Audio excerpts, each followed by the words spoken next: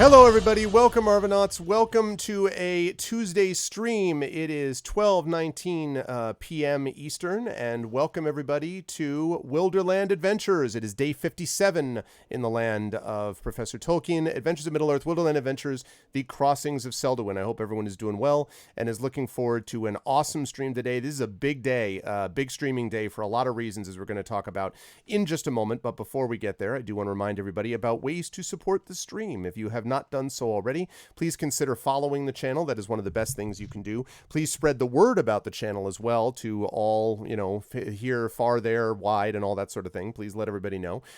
You can also, of course, check us out over on my Twitter, which is !ArvTweets. Please do that because that Twitter is where I will always post if I'm going live and different announcements. And the Twitter's been busy today because of different announcements relating to my channel and other things. So you can follow me over there, and please retweet that stream, retweet that tweet that I sent out. That would be much appreciated. !ArvCord is my Discord channel where you can hang out with the Arvanauts in between streams. And then you've got !Arv, let's see, what did I say? ArvTweets, ArvCord. Oh, and ArvTube. !ArvTube is my YouTube channel where you can check out past broadcasts of this stream, including past broadcasts of this here very campaigns. You will want to check that out so you can get caught up and make sure that you have not missed a minute. I want to say hi, by the way, to the folks, especially with this campaign, who have been coming over to my YouTube and have been then leaving really nice comments and then coming over to say hi. What's up, Mr. Raider? Coming over to say hi here on Twitch. Welcome. I really appreciate that. That's what the YouTube channel is there for. So thank you. Please sub to the YouTube and please spread the word about that as well. You can find out about all of this at arvaneleron.com. On the financial side, you've got the shop, !Arv Shop, where there is Adventures of Middle-earth stuff with Terry Toon's illustrations. And then we've got, of course, hey, what's up, Kevin Guy? We have also got the Infinity and Beyond stuff, which is currently Curse of Strahd. You'll see more of that on Saturday, and we will have some Espergenesis stuff up there as well. I actually just talked to the Alligator Alley people, and we will indeed have some Espergenesis stuff up there in the not too distant future, so you can be assured of that. And then on the Patreon, we've got the !Arvtreon, currently sitting at 313. Lots of cool stuff you can get for you and for the channel. That really does make a difference to the channel and allows me to do a lot of different stuff here, so please consider supporting that. And please consider as well subscribing to the channel. We are sitting at 63 subs as of last count, which is great. We're moving on thanks to the generosity of people like Coven Guy and others. So please make sure to support us by subbing there as well. Last but certainly not least, Icarus, !Icarus, to pre-order my Icarus Jelinek graphic novels, which we're very excited about, and my Gray Shade Kickstarter recently announced, the Gray Shade Literary Universe. Thank you, Mr. Raider. Look at that. See? Resub. There he is. Thanks, man. 12 months, too. Hey, that means you have the coveted bronze quill, Mr. Raider. The coveted bronze quill. So congratulations. But thank you, seriously, Raider. I appreciate it. So let's see. What was I saying? So yes, the Gray Shade Kickstarter, which will be my books, which will be a board game, which will be an RPG. I've already talked about that in detail elsewhere, and I will not talk about it more now because I've got other announcements to do, but just definitely check that out because that is going to be a very exciting thing happening early next year. Also very exciting are what is happening schedule-wise. So we have now, starting off with day 57 of Adventures of Middle-earth, a super intense campaign that we've been having. Then at 4 p.m., for those of you who missed this, I will be over at GOG.com doing my usual Pen and Pixel show, but I have been honored to do the release stream of the Blade Runner PC game. That is right. Blade Runner has returned. It has gotten, GOG.com got it. It's been a long time in coming. I was asked to do this release stream. It is an honor. I've already played a little bit of Blade Runner on my stream here, but also I, of course, Do Androids Dream of Electric Sheep, upon which Blade Runner was based. So it is a great honor to do that release stream, and that's going to be happening today. That was just announced this morning, and everyone was like, wait, what? So that's happening at 4 p.m. Very exciting. And then tonight at 8 p.m., I am extremely excited to have the return of the Arvocalist with one of my favorite stories of all time, Charles Dickens' A Christmas Carol, with Trendane Sparks and GC Darkside Rob and Zach Clay in the actors' chairs as we move through this amazing story. So it's going to be an awesome day of streaming. And then again, Friday, we've got Espergenesis. I will have seen the Rise of Skywalker before that. I got tickets already, so I'll have seen Star Wars. Then we've got Esper Genesis, so we'll be doing that awesome campaign has just been picking up in intensity as well. And then Saturday, D&D Curse of Strahd, and I don't think I need to say anything else about how great that's been. So just amazing stuff. I am super excited, and I agree with you, Raider. Like, Christmas Carol's so good, and I am so happy with the art vocalists and all the stuff they do. So we got a big session today, and so with that said, I'm going to unmute myself so the folks know that we are ready to go, and then I am going to unmute them so people can hear them, and last I'm going to bring you over to these lovely people. There they are in their infinite glory. You can see them all there. Attempting to braid my hair on This is not screen. infinity and beyond, though. Like, That's true. It's only that's true. It's not quite that infinite as of yet. No. But we are all here, and I'm very excited because we got 2 weeks in a row. It means like I remember what happened, and everyone remembers what's going on, and it's very exciting. So before I introduce the people who are here, I will simply say, and I think at this point, I'm pretty sure he's announced it everywhere. So I hope I am okay to say this, but I think I am.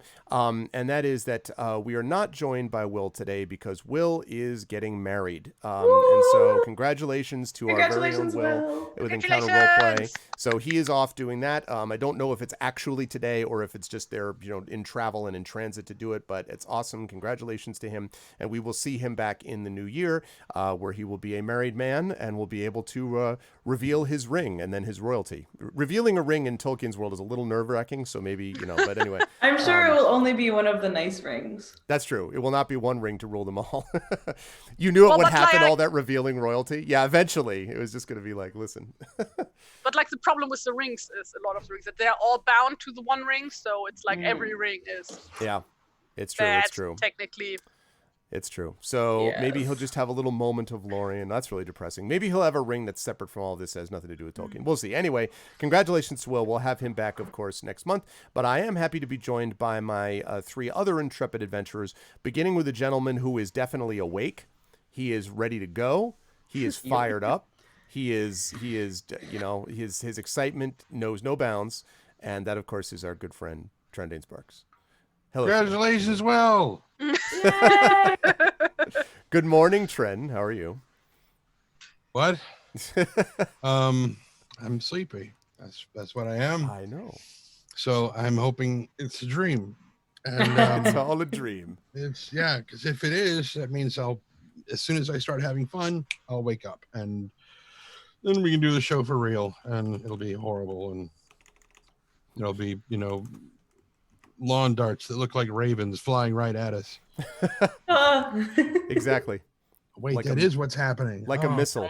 Well, that'll wake you up when you get hit by it. I mean, like, that will definitely good morning.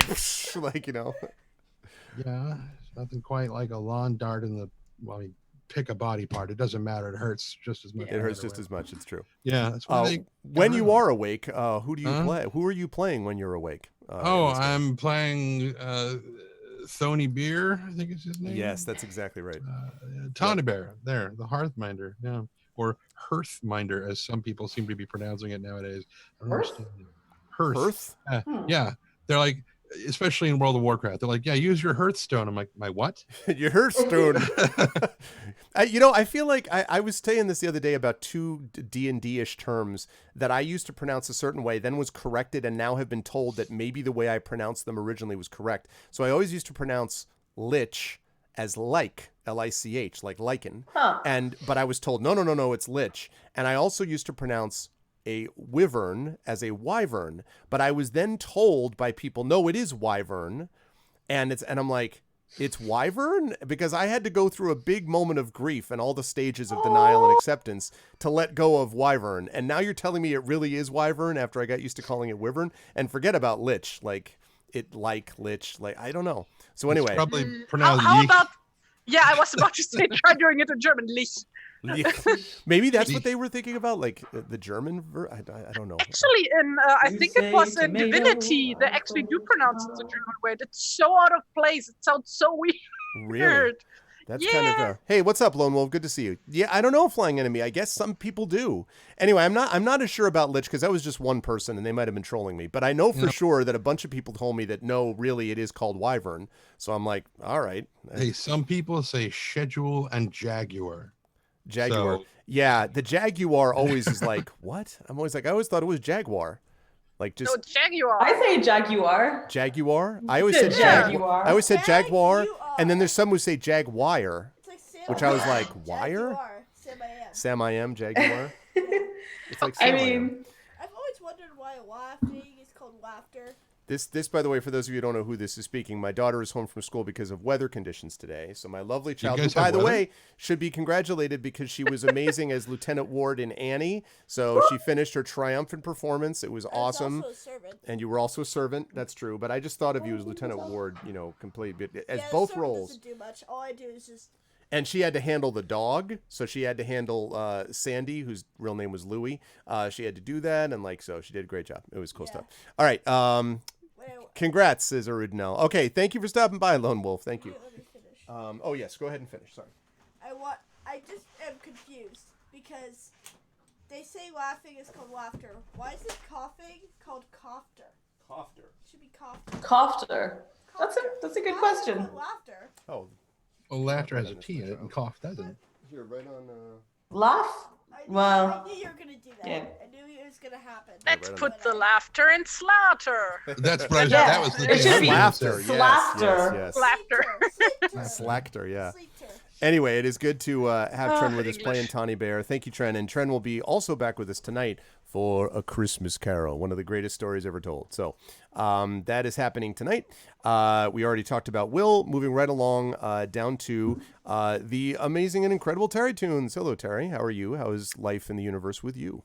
Hello. So I looked up about the pronunciation of lich, Okay. and apparently, it should actually be pronounced lick in English. Lick? Yeah, Lick? I guess. Lick. That's even Lick. worse. Yeah, that's because, even worse. We're going in the wrong direction. Like really? Because it comes from the Proto-Germanic word "lika," which in Dutch became like, in German became Leiche, in Norwegian it became lick, in Swedish it became lick, and in Danish became lig. But wait a minute And though. the biggest Germanic influence on English would be Norwegian. But wait, so no, it would I be want to lick. say, but wait, I just want to make sure we're clear about the scene. So he gets up in front of a group, a horde, if you will, of his troops, stands in front of them, white hair flying in the wind, blue energy crackling from his fingertips, and he says, "All hail the Lick King!" And everyone's just like, "Really, really?" And then he's like, it's like in what the guy in well, I can't say the name actually because of little ears, but in Monty Python and the Life of Brian, where the guy who's just like, whoever, like the guy who just does the W's instead of you're not going to get the Why? reaction you want. That's all. There's no drama there. The Lick King. Exactly. Is it a dog? What is it? The Lick King. Anyway. Regardless of that, I'm glad you looked it up, and now I know the But yeah. Proto-Germanic root of this. How are you But otherwise? that Terry? means that the pronunciation doesn't matter, even remotely. Like, you can pronounce it probably either way because there is no correct okay. way of pronouncing it. That was what the point I was getting at. We's the quackin'. Yeah, exactly. Yeah, We're that's quackin'. maybe I should call him a Leak King to see how that Leak. works. The Leak. he's eaten by the Welsh on St. David's Day. There you go. Or Leech. Leech King. Anyway. Leech King sounds badass, I have to say. Yeah, the Leech King. Yeah, that is pretty cool. Regardless of any of that, it is a pleasure to see you as always, Terry. Who are you playing today? I'm playing Inge, daughter of Ida, who is a dwarf of the Erebor and also a wanderer and a stonemason. And usually she's accompanied by her ESP, which stands for Emotional Support Pony.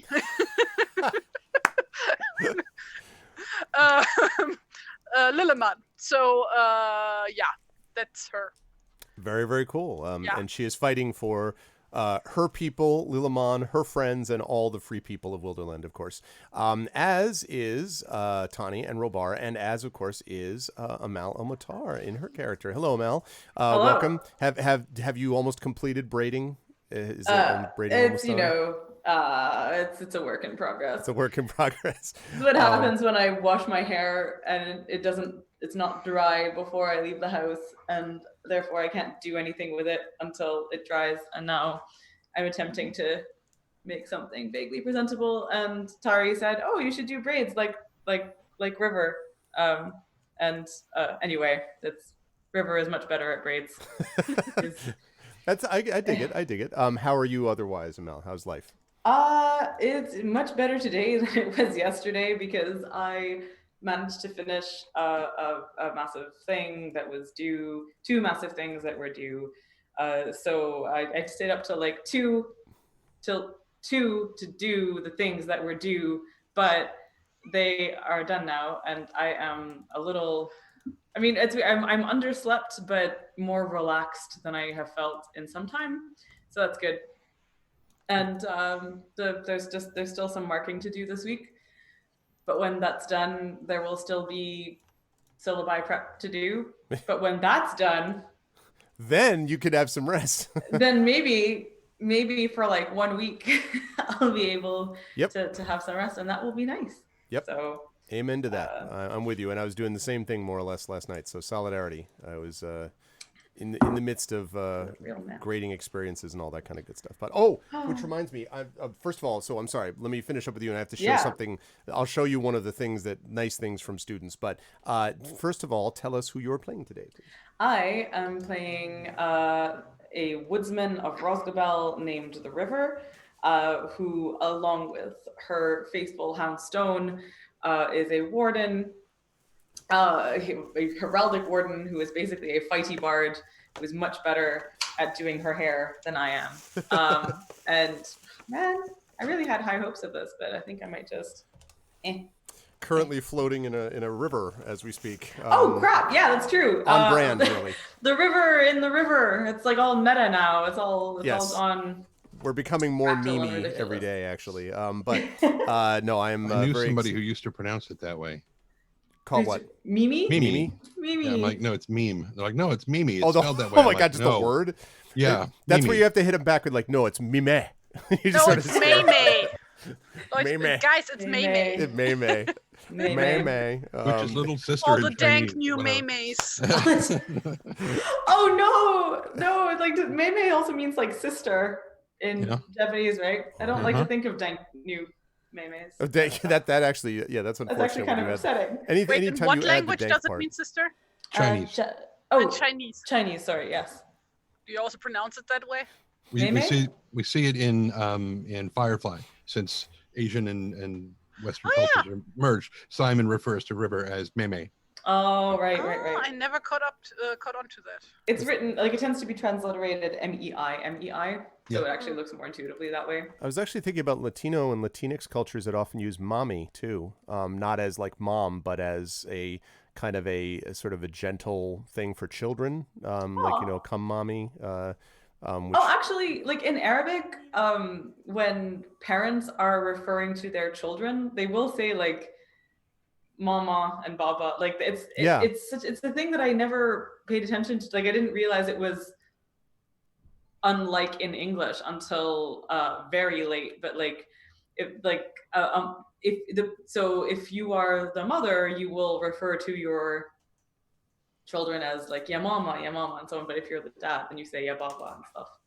So it's like you're kind of extending the parental relationship onto the child situation. Yeah, this is this is a really pleasant opening conversation. Actually, it makes we as common cultures all sort of do something similar to this, and that's nice. So they're very simple syllables for babies to pronounce. That's true too. Yeah. That's why, like, even in Africa, it's baba for father. Right. Of different religions, in Japanese too.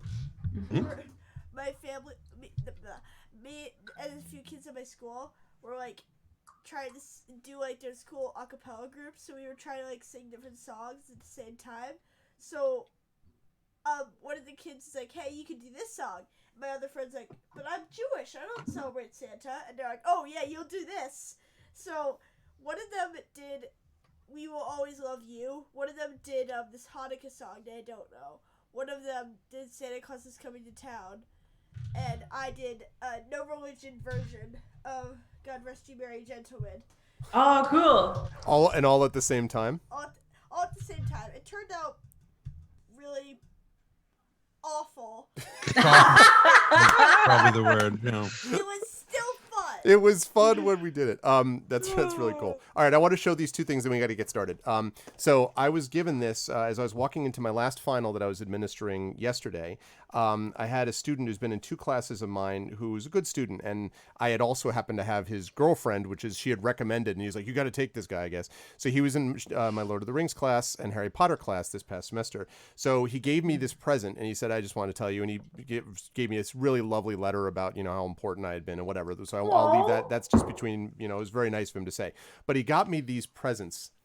And so the presents are so it's an Albus Dumbledore pop, one of these things Uncle like Pop. they have the pop things. So Albus Dumbledore and Fox. Oh my God. The Phoenix, right? I was like that. He's like, I hope that you'll like these. I'm like, that's going straight up in my office right now. So That's amazing. that's really, really cool. And like, I just wanted to say, you probably already know this, and I knew you've already had many people that you've taught, Amel, but the one really nice thing is that you get, not always, but you get moments in this business where you really do feel, I never have to get up and think to myself, am I doing the right thing? Like, I always feel pretty confident that I am.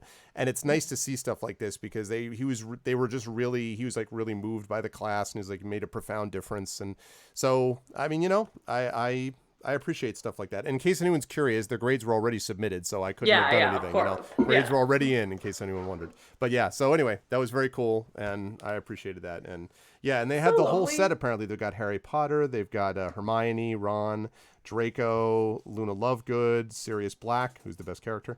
They've got Dobby, they've got a Dementor, and they've got Neville Longbottom.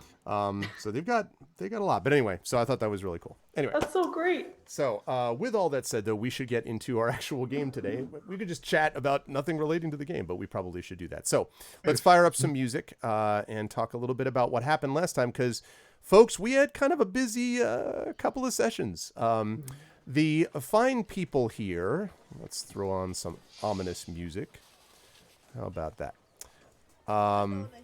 So some fine, you should draw something based on what we do. Well, you'll see. It will come to you. The inspiration will come to you, my love. So in the last couple of sessions, the party has been attempting to defend Selduin from the attack of the Gibbet King, who is trying to get across this one major crossing of the River Running, and this one bridge seems the most logical place to do so. Some sessions ago, the Gibbet King began his plot against the free people of Wilderland, by having many of them who were gathered to celebrate the defeat of Smaug and the Battle of the Five Armies, to poison them, and basically was able to do so through treachery and trickery, and managed to either poison or envenom much of the functional warriors of that area. And so King Bard asked the party to head south and try to basically hold the line as long as they could to give Bard a chance to get people together and come down to follow them. And so the party did this. Various encounters ensued, and once they actually arrived in the town, they managed, after a little bit of discussion with Eric, who was the master of the town, and the killing of Eric's son, who was summarily thrown over the edge of the bridge, which was the end of negotiations, by the way. At that point, the party decided that they needed to do something themselves, and so they gathered troops together, gathered the townspeople together as much as they could to ward them off. First, they had goblins and wolves, which they had to fight back, and they did manage to do that first. And then second, once they had fought them back, there was a huge hill troll chief who came in to basically try to challenge them. And the hill troll chief did manage to knock down the portcullis, although not the closed gate, for which everyone was grateful that Inga had been able to repair said doors, because that's the only thing left between them and the people outside. And thanks to a great deal of bravery on the part of all of them, and in particular towards the end, the river, who literally leaped on the back of this troll, and then also thanks to Robar, who revealed royalty through a door, basically. Do you know who I am? Basically. And caused the troll to flee in terror. The troll stumbled through fire and then stumbled over the bridge. That isn't what happened. Stumbled through the fire towards the other side, at which point the goblins on the other side, freaking out, took him down, basically took down the troll, at which point the troll, with the river still on him, tumbled into the River Running, now dead. And so the river is on the troll's back as it floats underneath the bridge. The river falling, the river running. Yes, exactly. It's a all lot good. of, get ready for a lot of this. The jokes write themselves. Inga is up in the tower. Robar is still behind the door with a couple of the surviving townspeople. They've already lost a number of warriors. And Tani is there as well with Stone. And the only other thing I need to mention is that right towards the end of the session last time, I mentioned that the bulk of the army still remains on the other side of the bridge. Apparently not attacking for now, but maybe waiting for something else. Not clear as to what. And coming towards you in the distance, Inga is able to make out the sight of a raven, a black dot that gets larger and eventually shows itself to be a raven.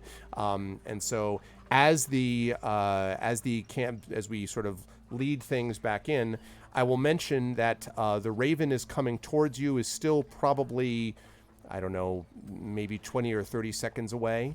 And the river is on the back of this troll. And so now I'm going to hand things back over to the party.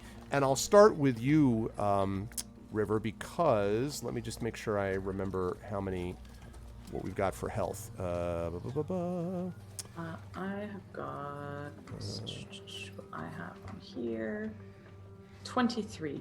Okay, that sounds right. Let me just pull up. Okay, there we go. There's the Adventures Miller's crew. Yes, 23 out of 39. I have Stone at 17 out of 20. Robar is 22 out of 36. Inga is 22 out of 40. And Tani, I have you at 13 out of 35. Yep. Yeah, you took some hits when you tried this, when you were able to successfully save the kid that you had sent to go get the nets.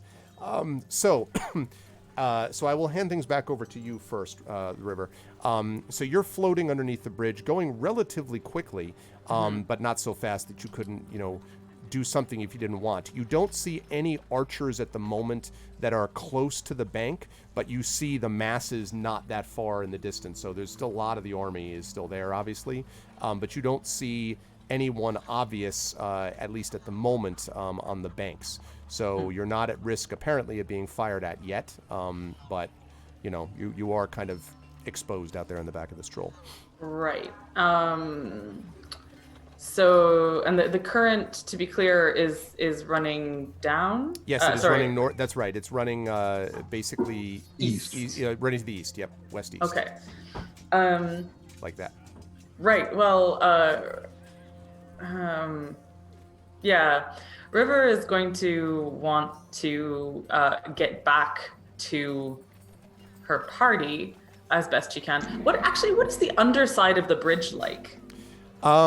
The underside of the bridge actually looks to be fairly solid worked stone like the top of it. Sometimes bridges, they don't pay a lot of attention to the side that people don't see. But it actually is pretty well held together. It looks like the pilings, like right down here and over here, there is some rubble and debris, and it looks a little bit like there has been some erosion and wearing away of the pilings. Not that it's unstable, but just that you can see it. But the bridge itself is very solid and intact. So I think what she's going to try and do is, as this, she's on this troll and it's floating, I think she's going to try and get onto the pilings, okay, as close to the party side as possible, and then from there, try to make her way back to that side. Okay. I think you can probably do that. I'm going to ask you to make a dexterity check for me. Probably acrobatics I'll take if you have it. Otherwise, just dexterity is okay. To try to get onto that piling.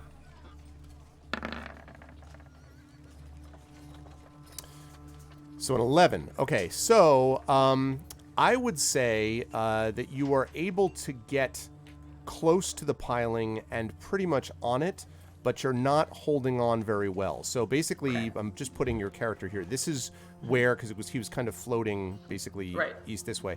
So you were able to get onto that. You're not holding on super well though. You're going to have to make another check if you actually want to climb up it. You could also try to dive off it and kind of swim the rest of the way to shore, although again, you'll have to make checks to get to the shore. But right, and that's how many?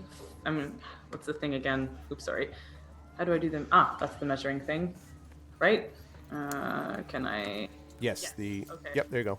So if I was trying to do a straight shot, that'd be about where does the shore actually start? 15 or 20 feet, basically, right? There you go. Yep. So is that something presumably she could do in a turn with successful strength checks against the current? Or Yes, I would say Okay. that would be the case if she's going to do that. Okay. Versus, I mean, if she's trying to climb up, she's literally going to try and climb up into the fire. Yeah, that's the problem. Because the she fire was is starting to really- spread a little bit. was really gung ho about that fire, and I don't, I'm gonna very happy for it to be that sprint more. Sorry, yes, fire is good. Yeah, I think kidding. she's going to. Too much spread. Yeah, I think she's going to basically just try to dive across and swim across. Okay, so let me have you make a check, please. A strength check. And this one would be not acrobatics, but athletics if you had it, but if not, then just strength. Yeah, athletics. I think she does have, in fact. Here we go.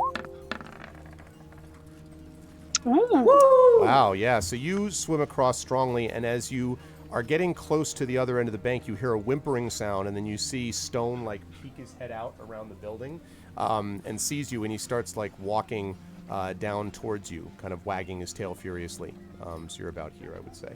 Hooray! And he looks like he's ready to jump in and like drag you out. Aww. Oh, she'll run over to Stone happily and kind of relief that he looks so much better than. Right? Wait, did he get healed? I can't remember. Yes, he did. He got healed. Yes, he is a little Yes. better. He's not all the way back, but he's better. Yes. And she'll just like throw her arms around him and give him a big. She's the wet dog in this scenario. Yes, She's actually exactly. gonna like shake herself off and sprinkle river water and troll blood. Yeah, pretty much. all over. Yeah, she she's looks. You look been like quite a swimming. sight, by the way. Let me just say, like getting out, you just got like the like you've been in it, like you've been Oh, in yeah. the fight, Yeah. Can she see any other party members from there? She cannot. All she sees is Stone right now. Okay. So she'll ruffle him and say, Stone, where are the others? And he goes, and he kind of like turns around and like goes here and then sort of puts his head over his shoulder and then runs back towards you and then runs back towards the corner of the building. Okay, she's gonna follow around with him. Okay. So as you go around, I'm going to jump up to Inga. Inga, that raven that you saw is now coming very close. And you can actually see that as it's coming close, it seems to be a raven from the mountain.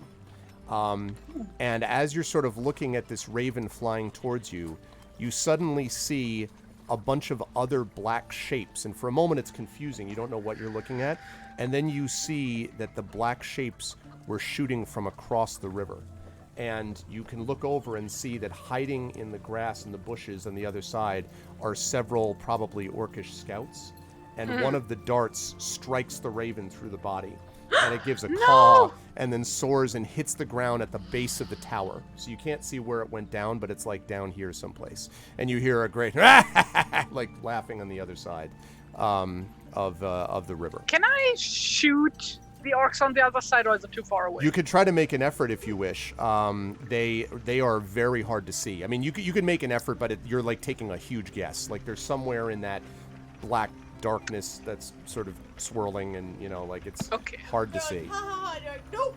Yeah, they basically run. Yeah, they basically run away. That's right. Anybody want to inspire me for that one? Because Before you do that, I want you to make a perception. I want you to. You're very inspiring, my love, but no, not officially. I need you to make a perception check for me first, please. And do you want to? Well, did you want to ask for inspiration on that one? Because we have. shot. What do we want to do it on the shot itself? Okay. yeah, Help Inga save this raven. Not really save it, but get her revenge. Okay. Always good. What are we gonna do? Do we have? I don't know how many people have inspirations that are actually here. Let me see. yeah. The line must be drawn here. Quote All right. Imperious, the monk from Lady Hawk, when Matthew Broderick's character shows up with the hawk. He's like, I've been told to bring you this bird, Father. It's been wounded. He's like, oh, good shot. Bring it in. We'll dine together.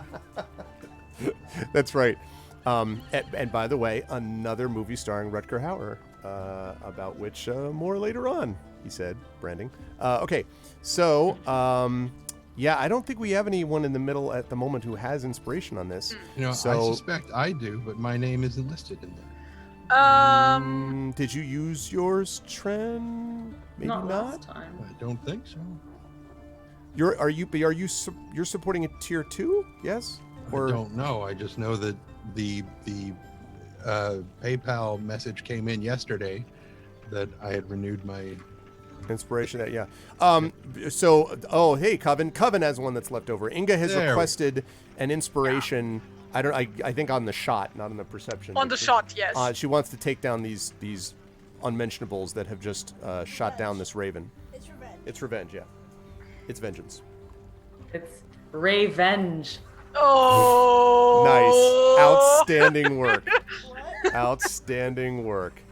Yeah, That's why you that's are another not. feather in your cap, Amel. Oh, I almost wore my feather today. Okay, Coven has inspired Inga. Huzzah! Thank you, Coven. Wow. very, At least very something much. to crow about. Okay, let's move on. Well done. Where's You the- just winged. You just winged that joke too. Oh. Yeah. Dad, I'll be here all the week. it's like the cow jokes that you had. What do you mean? All her jokes are great. Okay, go ahead. I'm sorry. I'm sorry, Terry. Go ahead. Birds. That's my contribution because I can't Birds. sing. Oh, bird. You just say the word birds like it's just, ha, birds.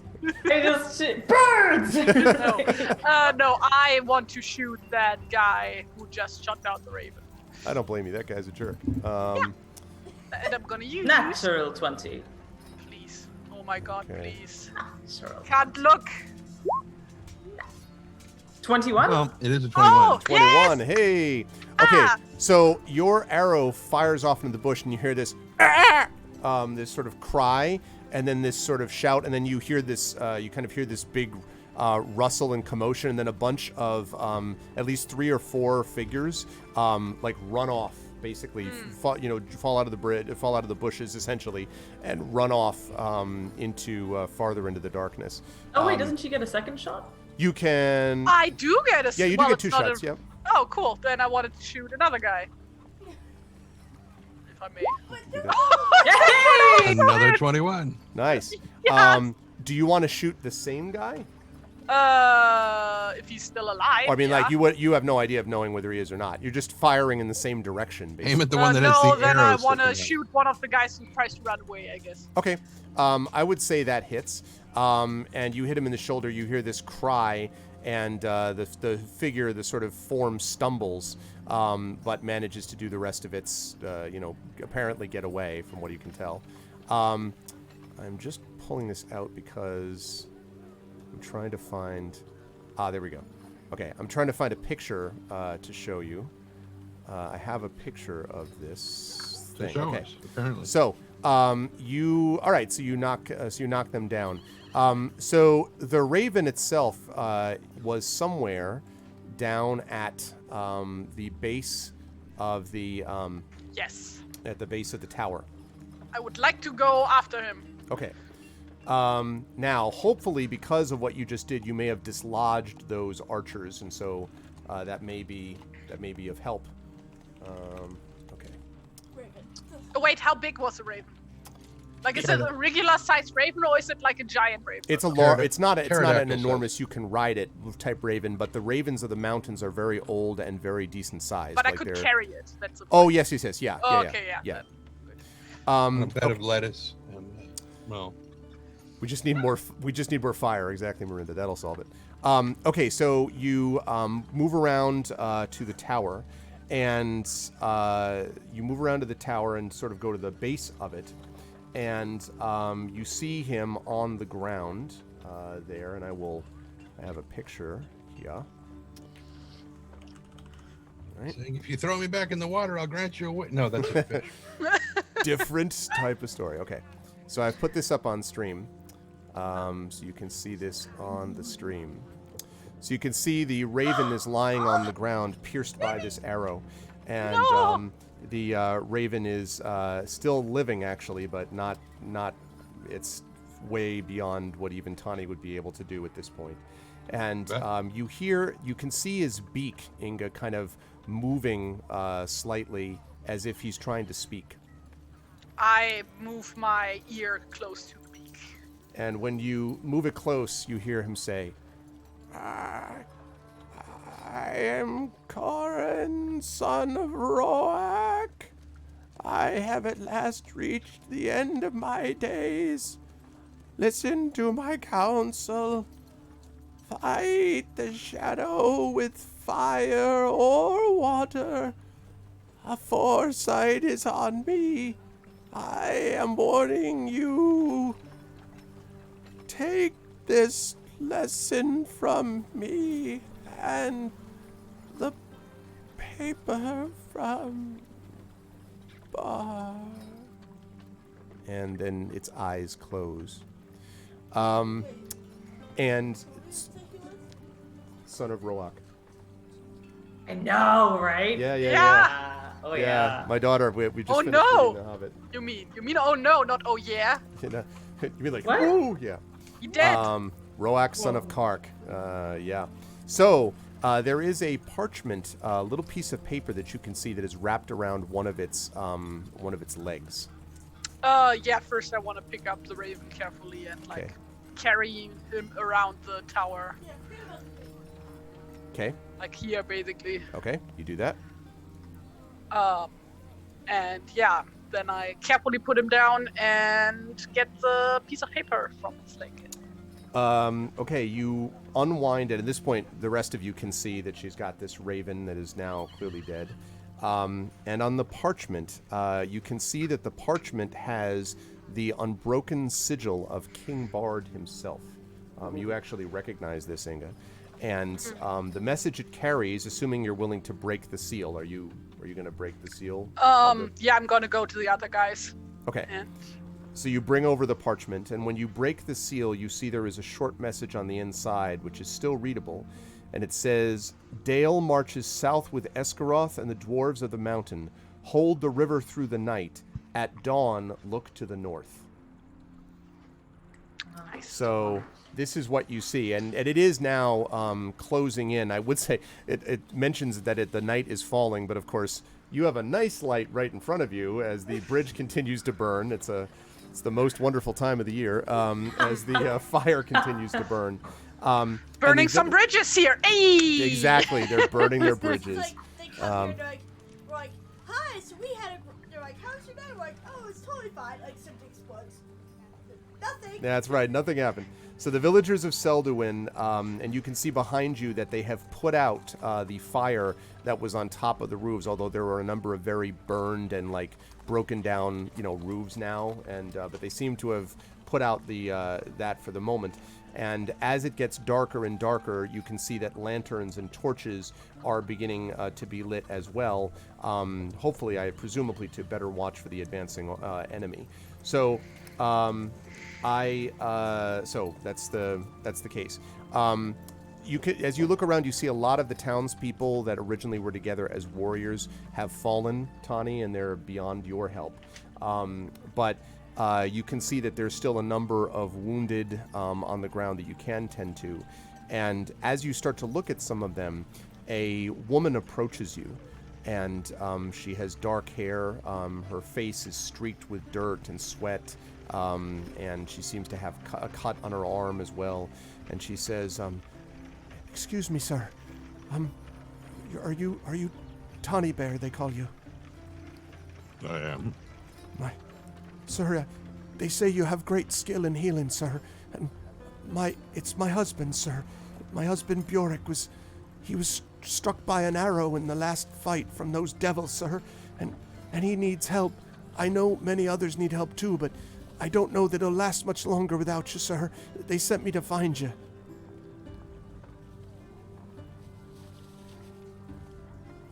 And he, nods as if to say, all right, cool, let's go. He holds up a finger to just one moment, and he looks over at Inga and at the fallen raven and says, would you seek vengeance for him? Yes. Pointing. Then may I recommend that you fletch some of your arrows with his feathers, that they may help them fly truer. And he turns and follows her. Nice. That's pretty badass. Yeah, it really is. Like, I was like, wow. Sign me up. I'm just Writes imagining notes that. to place that in a future story. Like, I'm just imagining that in a human context. It's like, do you want to avenge this one's murder? Then wrap your hilt in his flesh. It has a little bit of a different feel. I kind of like the Raven better. Yeah. Me too. Yeah. So, first of all, I would like to know, like, how long has it been since we have set up to defend the bridge? Overall, 70 like when you, years. yeah, I was gonna say no. Since you first set up to do No. it. I mean, like specifically, how long have like the 3 people that I sent with signal horns to? Yeah. Yeah. How long have they been added? Probably, I would say maybe like 15, 20 minutes since you sent them would be my guess. That's short?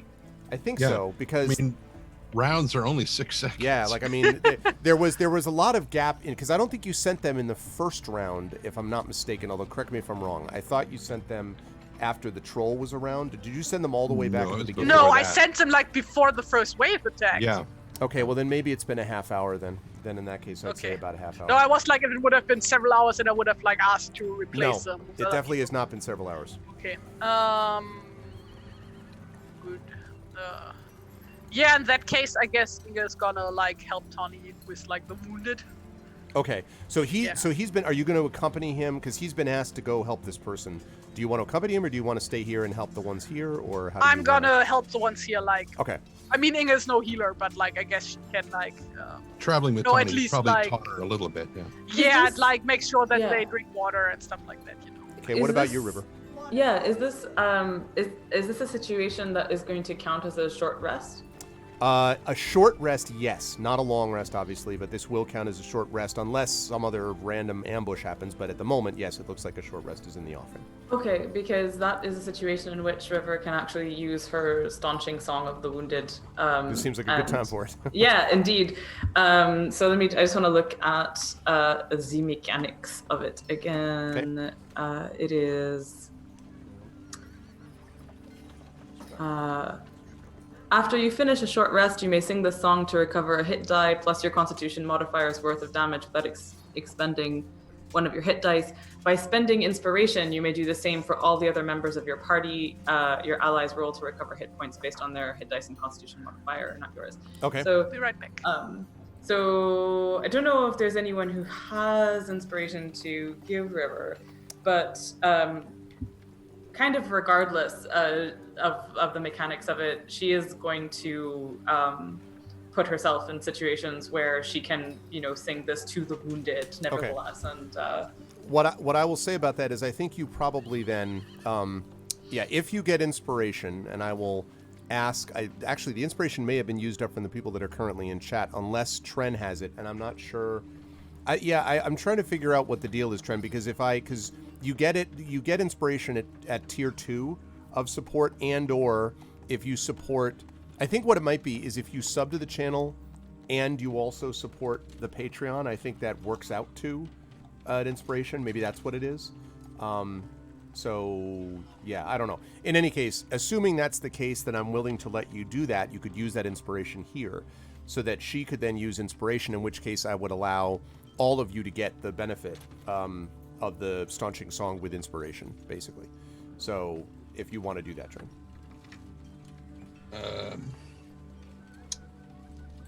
If any of what I've said just makes sense.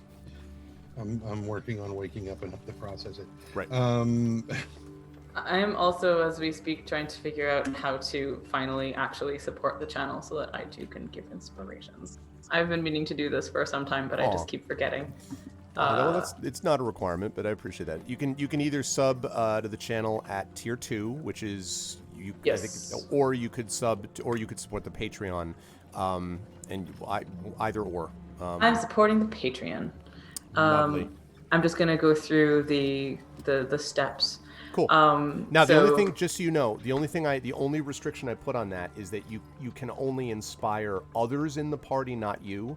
That's the only restriction that I place, because otherwise it would be a little unfair. But other That's people, but you can understandable. exchange them basically, like you know, Yeah. like No, that's totally fine. It literally has just reminded me that this was something I'd been meaning to do for that's a very while. kind of you. Thank you. Do-do-do-do-do-do-do. All right. Well, then, as she's doing that, Trent, I'm going to allow you to do this as a, you know, in the Christmas spirit. Mostly because I think you may have it anyway. So rather than figure this all out, I'm just going to assume that you do and that you're using it. If that is assuming you want to use it for this, Trent, for the benefit of the staunching song, so that the party can get the. Okay. Yeah, I'm just thinking about what's possibly coming up in the future. Yes. Mm-hmm. True. And trying to stay awake. Also, I mean, Tawny's been looking pretty haggard, right? Like he has taken a lot of damage. I mean, so here's what I suspect is actually going to happen. I think that if River is within earshot of this woman coming up to him and asking him to help her husband and stuff, I think she will probably go with Tawny, and like as support in the first place, because he looks like he might need to like lean on something as well as his staff. But then also once there and once she's given him, once he's done whatever he's doing, she's going to be very stern about you have been taking care of everyone else and not so much yourself.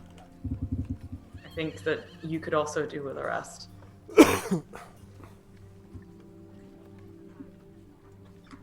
Normally this doesn't come to pass.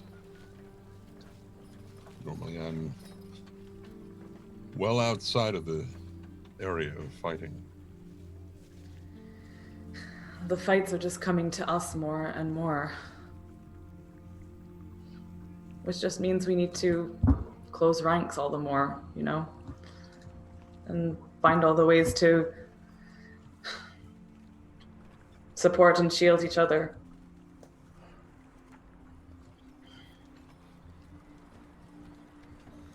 Are you doing all right, having been in this battle?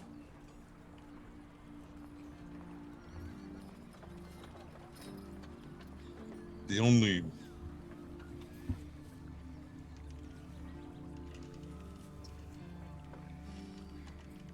I can't think of the word. Not drawback. Downside? No. It's like when you long for something that you wish had happened but didn't. Regret? Okay, we'll go with that. Thank you. I don't know why that word was. Okay. Anyway, back to character. The only regret that I would say that I have is that I can only do so much.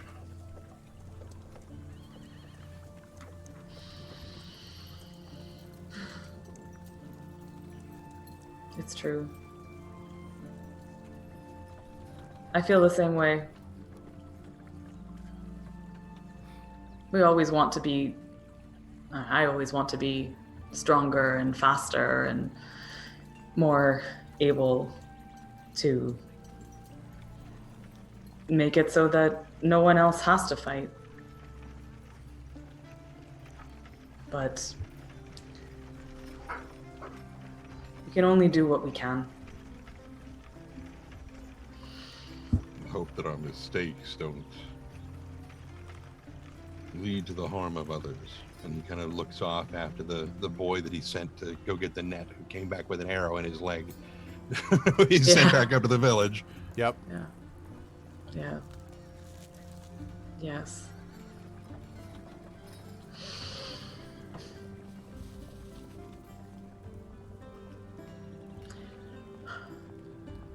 Do you ever worry that we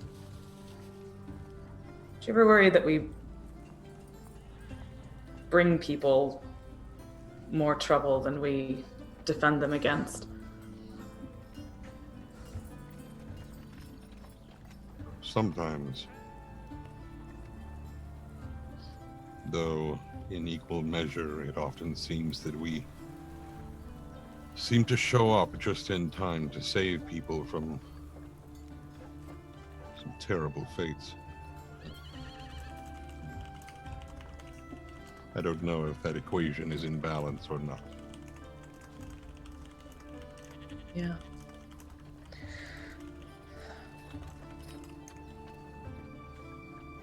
I don't know. There's always more. There's always more to do. But I suppose there's nothing to be gained in thinking about how much more there is to do, only in what's in front of us, right? He sort of glances over to one of the people that didn't make it and sort of nods and says, until there isn't.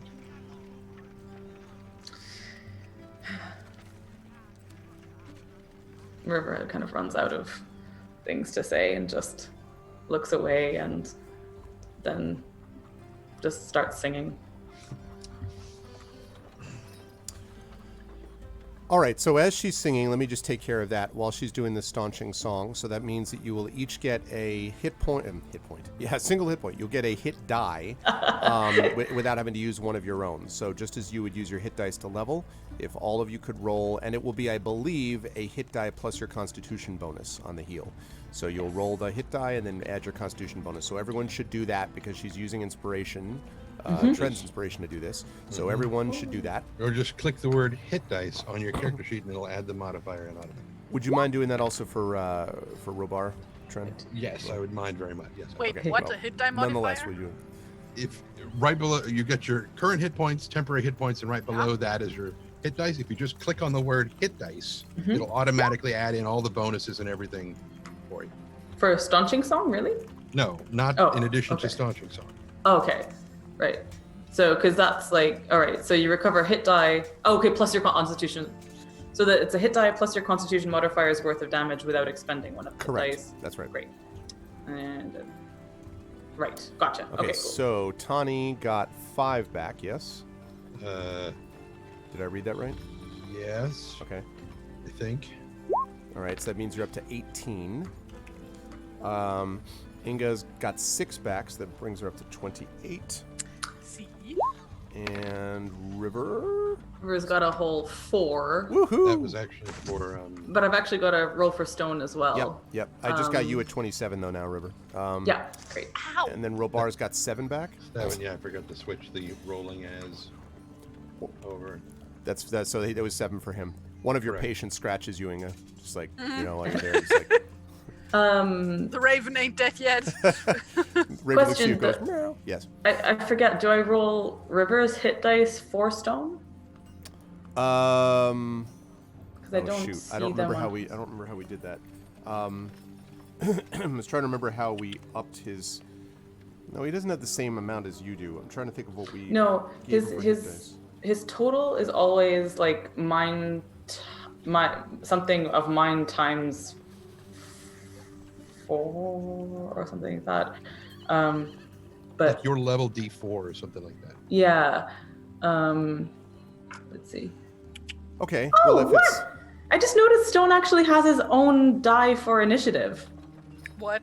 oh, that's good to know. Ah, wow, I super never noticed that. It's just like, anyway, there it is. Okay. Well, but level. yeah. So he's level. So level plus 4. You said.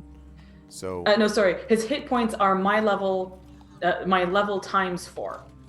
right. So okay. that's why he has 20 hit points, but there's no Okay, hit dice. so then let's just have him. Let's call it 1d4 because he doesn't heal the normal way. But let's just have Okay. you roll 1d4 because that's close enough.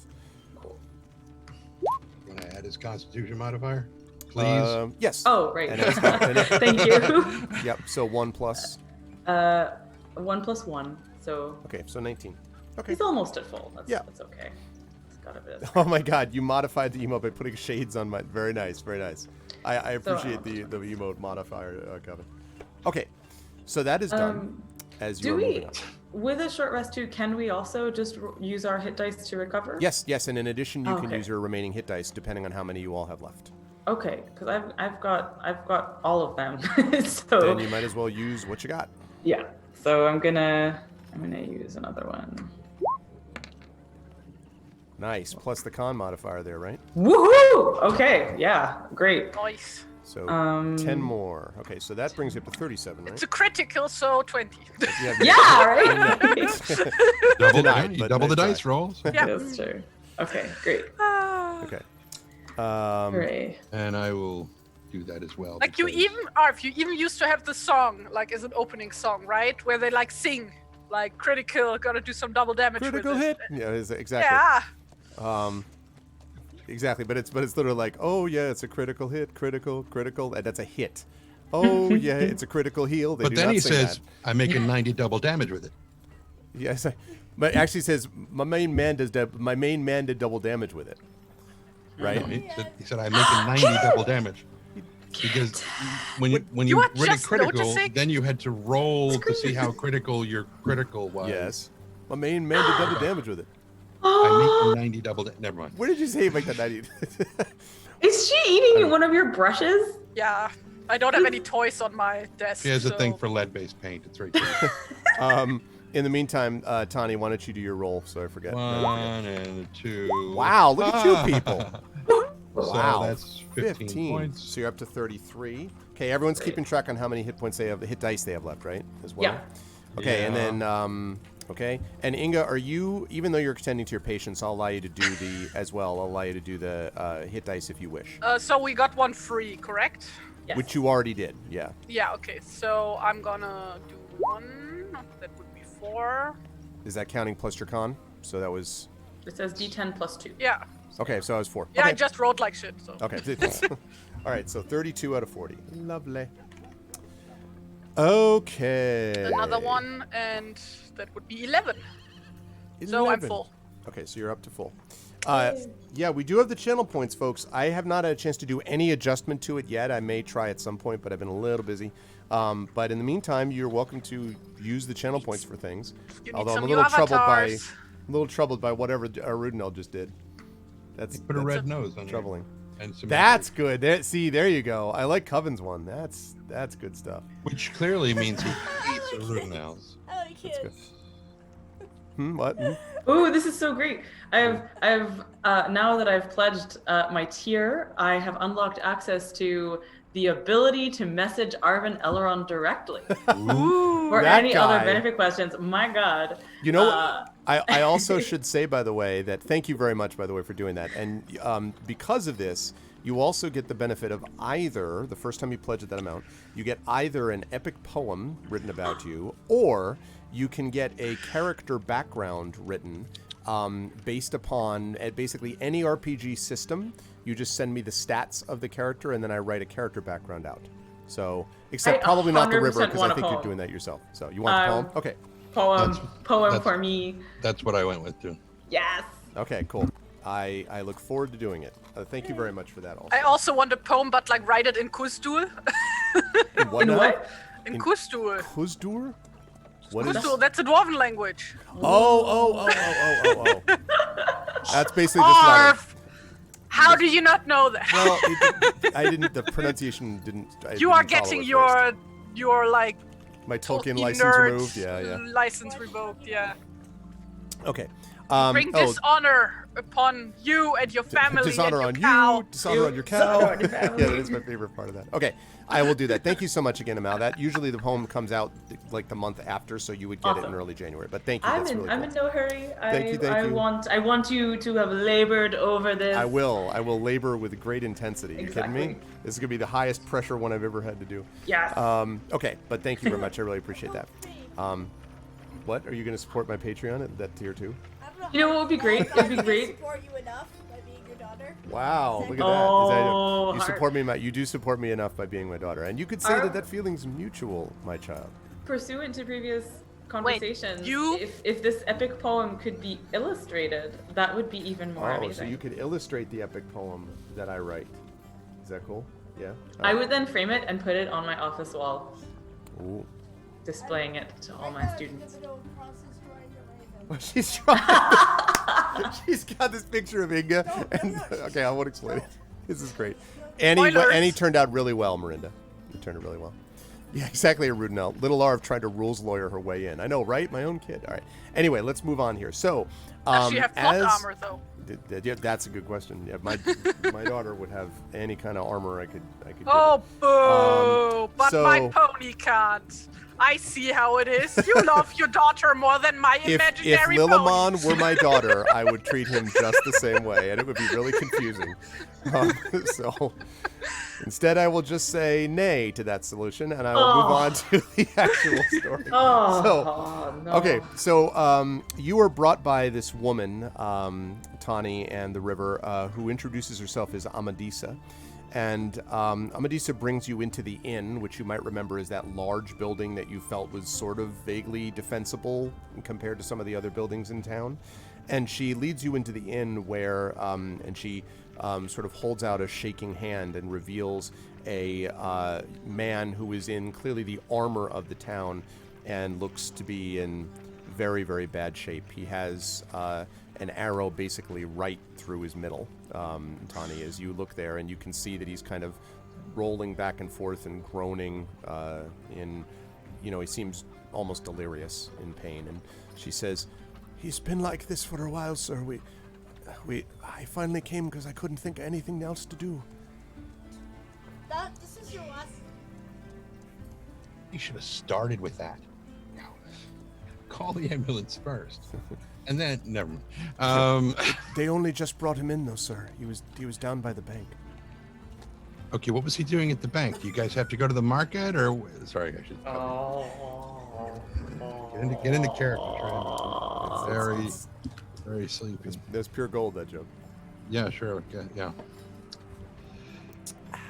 Right. Okay.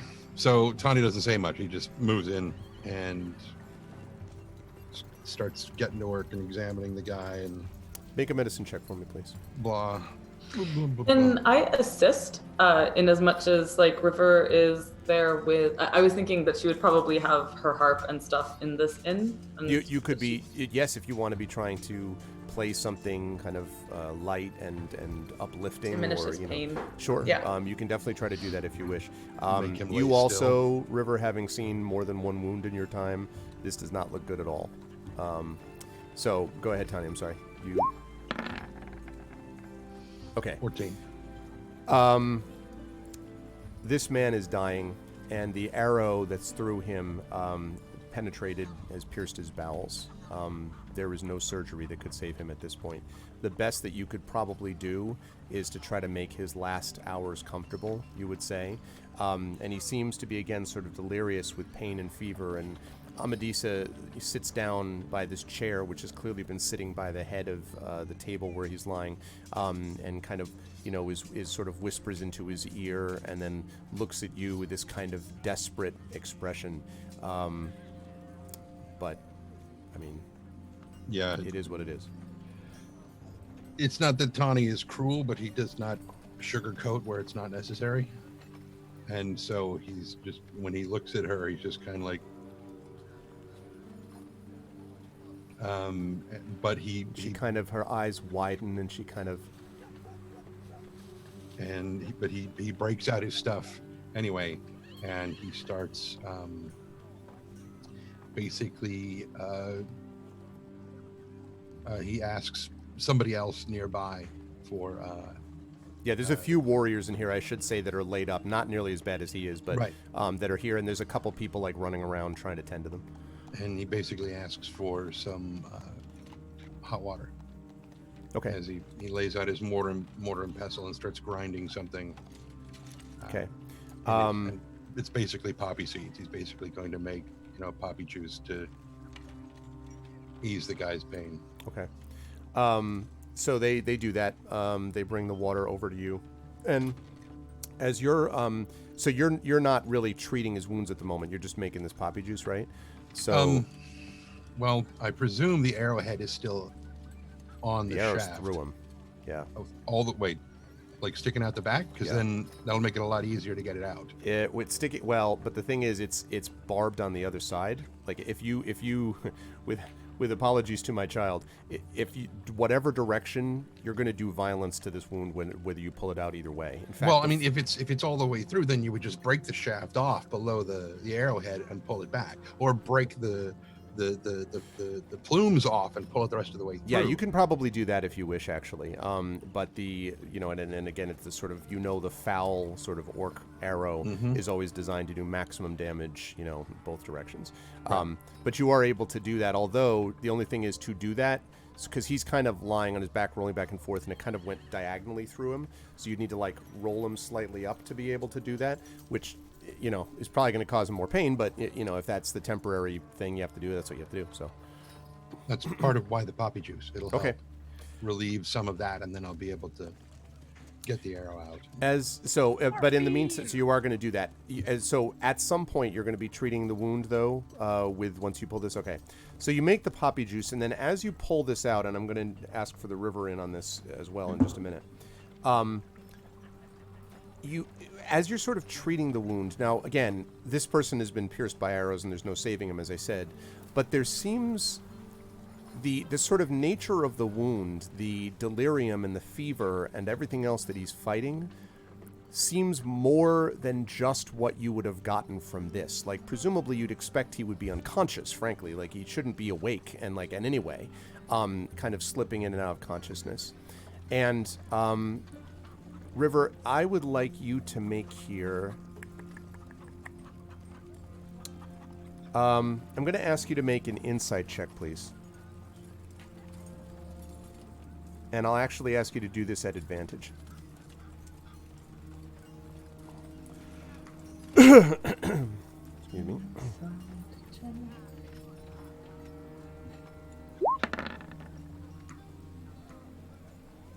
Natural. Okay, yeah. As you watch the Tawny sort of working, and you see him kind of moving the man's body around a little bit, and Amarisa kind of whispering into his ear, you have this sense of almost this low, almost hum that seems to be emanating from around the body. It's almost not audible. You really almost might hear it more or feel it as a rumble in your feet. This feels like darkness to you, like you're dealing with not just a wound, but with shadow that sort of is around this. And Tawny, as you're dealing, and I'll come back to what you want to do about that, River, in a second, but Tawny, as you're dealing with it, as I said, this is not a normal course of events. Yes, he's grievously wounded, but he's something else is here. So now I'll go back to you, River. No one else seems to have noticed it except Tawny, maybe. I would say Tawny and you have both noticed it, but Amarisa clearly hasn't, and no one else bustling around seems to notice at the moment. So. I finished the comic.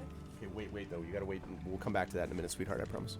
So is she experiencing this as sound? Like, as you're saying, there's like a humming? It's a more a vibration. It's almost like a zzz, so you can kind of hear it, but it's almost like you're hearing the vibration more than it's almost subsonic. Right. Is that something that, so my instinct here is for her to suddenly use her harp like a kind of, thunderclap sort of thing, and to try and essentially break that sound with song or counter music. harmonic. Sure. Yeah, exactly. Sure. I feel like this is something she would do really instinctively as reacting to an ugly sound. I agree. You could do that as a performance if you like. In trying to counteract it. I'm just imagining these machines they have where they play back what you are saying, but at a tiny delay. So that screws up their speech.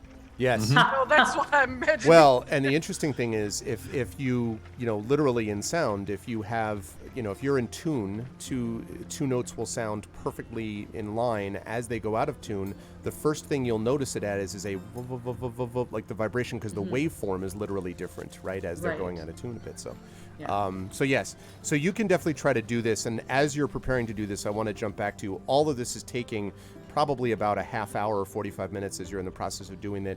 And Inga, as you're working with your patients, etc., outside, the fire on the bridge has begun to die down some at this point, but you can see the darkness is increasing. It's already heading towards evening anyway, but beyond that, the crows that were gathered and everything, the clouds gather even more, and the darkness just is sort of furthering, and there's this feeling of weight. I guess the way I would describe it is, if you've ever walked in or driven through fog, and it's fog so overwhelming that you literally can't see outside you, under certain circumstances, if you're getting close to a hill or a building or something, you'll sort of almost feel its presence before you see it, if that makes any sense, as if it's looming somewhere in the fog, almost just beyond your sense. And that's what it feels like to you, Inga. There's some great weight that you feel looming, like over the river, the running river that's coming towards you. So, with like what little time we presumably have left, I would like to do what Tony said and take a few of the feathers from Corin. What's his name, right? Yes, Corin. So, and actually, and then she sits down and puts fletching It'd be fletching. On the let's say, oh, actually she puts them on, no wait, there are already black feathers on there, I guess. Okay, regular arrows then. Okay.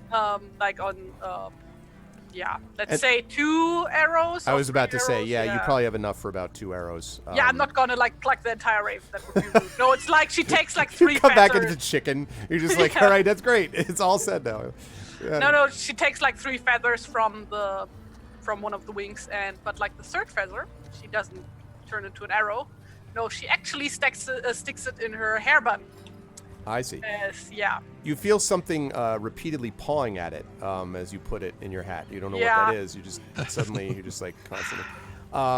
My own little goblin. My own little goblin. So you feel, okay, you can do that, and you feel that presence. I'm going to come back to River and Tawny because I want to hear how the River wants to counteract this. Coven, the Lord of the Rings becoming public domain would only be the case if the estate did not renew it, and I think it extremely unlikely that the estate will not renew it, because the estate is well known for being real hardcore, understandably, real hardcore about this, so I do not think we're going to get a Sherlock Holmes situation or something like that, where that becomes available to us. However, there is an open question as to what happens when Christopher Tolkien passes away, because he's already, I think, in his late 80s or early 90s, so he's actually, in quotes, retired from managing his father's estate, and he was the big kind of overseer, so I don't know what's going to happen in terms of how the estate will operate.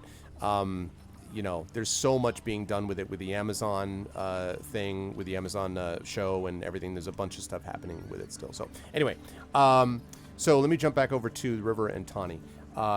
And did you want to show your cartoon? I'm going to have her show her cartoon before I do this, because I don't want to interrupt that. So, you want to explain it? Sure, let me go panel by panel. I think it'd be better. Here we go. Sweetie, if you could just back it a little bit away. Hers from is a little different from the. Yeah. Yeah. All right. There you go.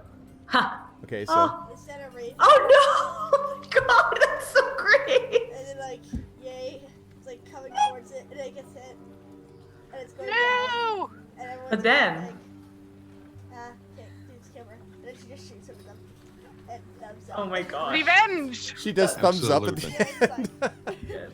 It's just like, Nice it's like, haha, and she's just like, Nice work, hon. It's funny. Okay. So, so we're back in the inn. So, Tawny, you and the River are both there. And River, how are you going to counteract this effect? Are you going to sing over it? Are you going to try to subtly adjust it? How do you want to? I feel like she's going to sort of try to explode it, if that makes sense. like kind of dispel it, you know. So like my sense is she'll feel this and feel it kind of creeping around the sound that she's already making because she is playing. And then so I think she's going to actually very suddenly like dislocate what she's doing in this kind of like playing like playing a massive power chord on the harp, which is actually, did you know that like battle harps were a thing?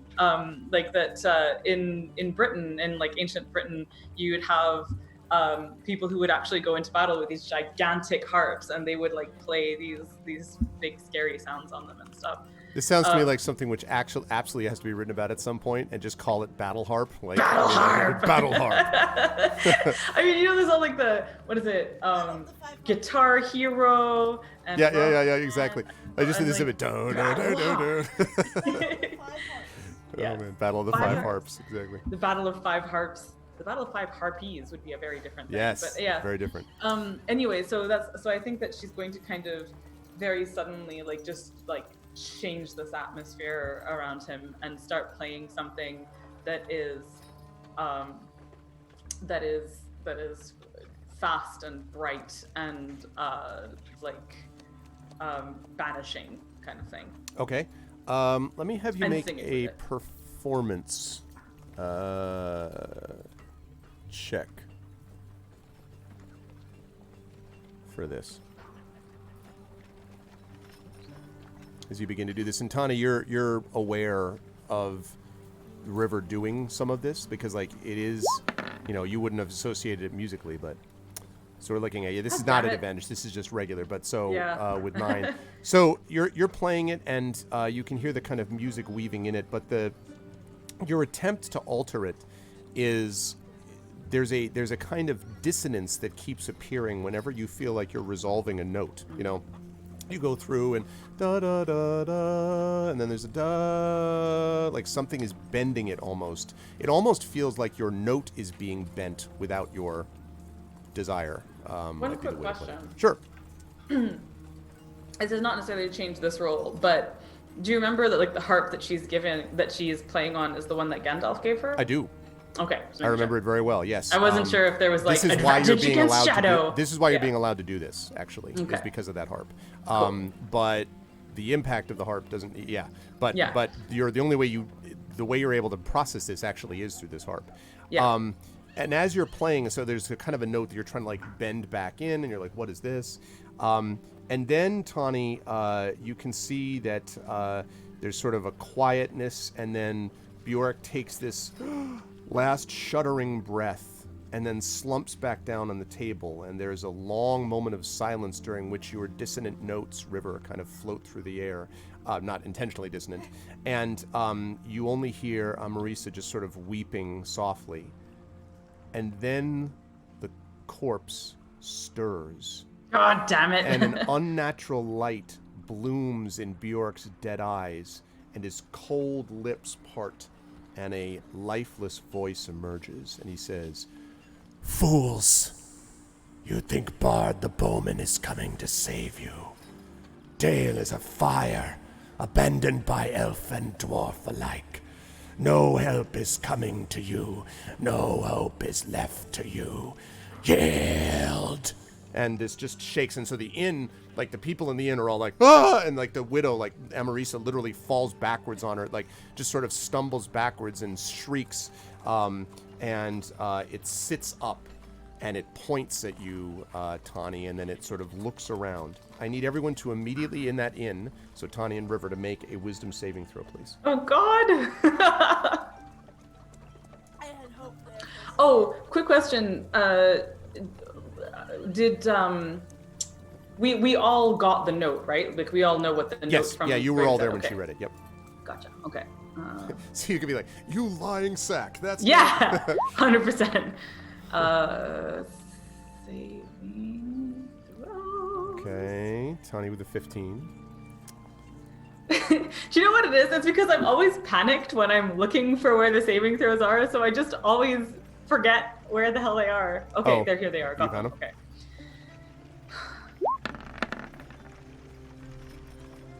Okay.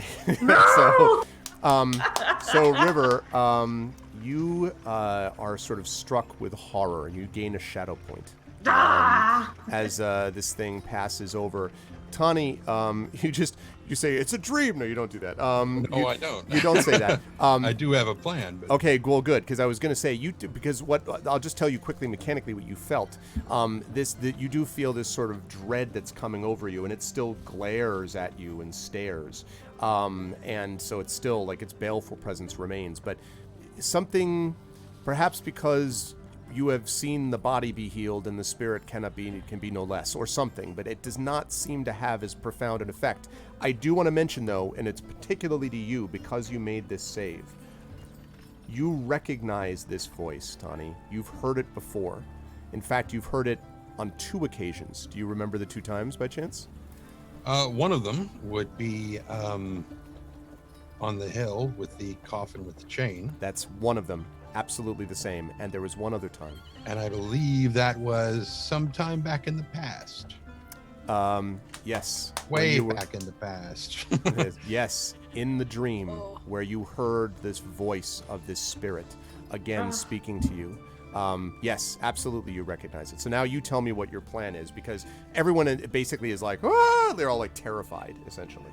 Well, Tawny, fortunately this wave passing over and not quite getting the grip on him that it may have on others, decides to get his own grip, and he grabs the corpse by the throat and shoves it back down on the table, and with his finger right in its face says, "You have no right to use the voice of a hero to spread your lies." And there's this sort of the green light kind of flickers, and then you hear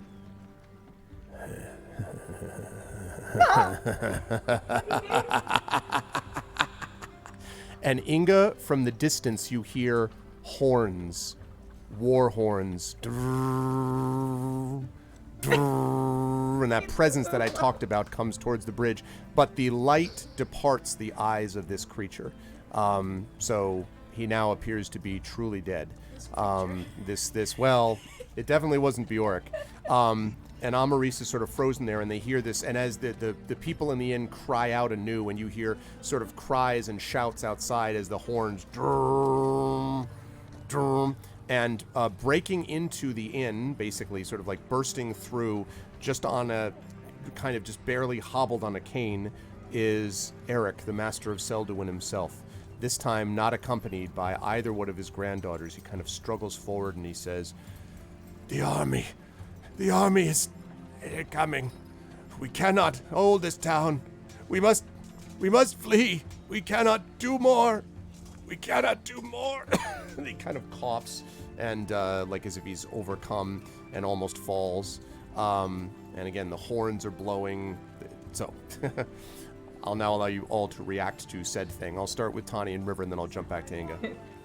I'll say for River's on River's side, like when that shudder of shadow passed through. Do you know, like when you play the harp, you have it leaning against you like this, and she's basically just like hugged the harp without quite realizing what she's doing, like in both terror and hatred of the fact that she's feeling this terror, and the just kind of trying to make the sides of her brain, the one that is like, these are lies, and the other one that's like, ah, just like reconcile. But in the meantime is just clutching it. And then when Tawny speaks, she relaxes very slightly.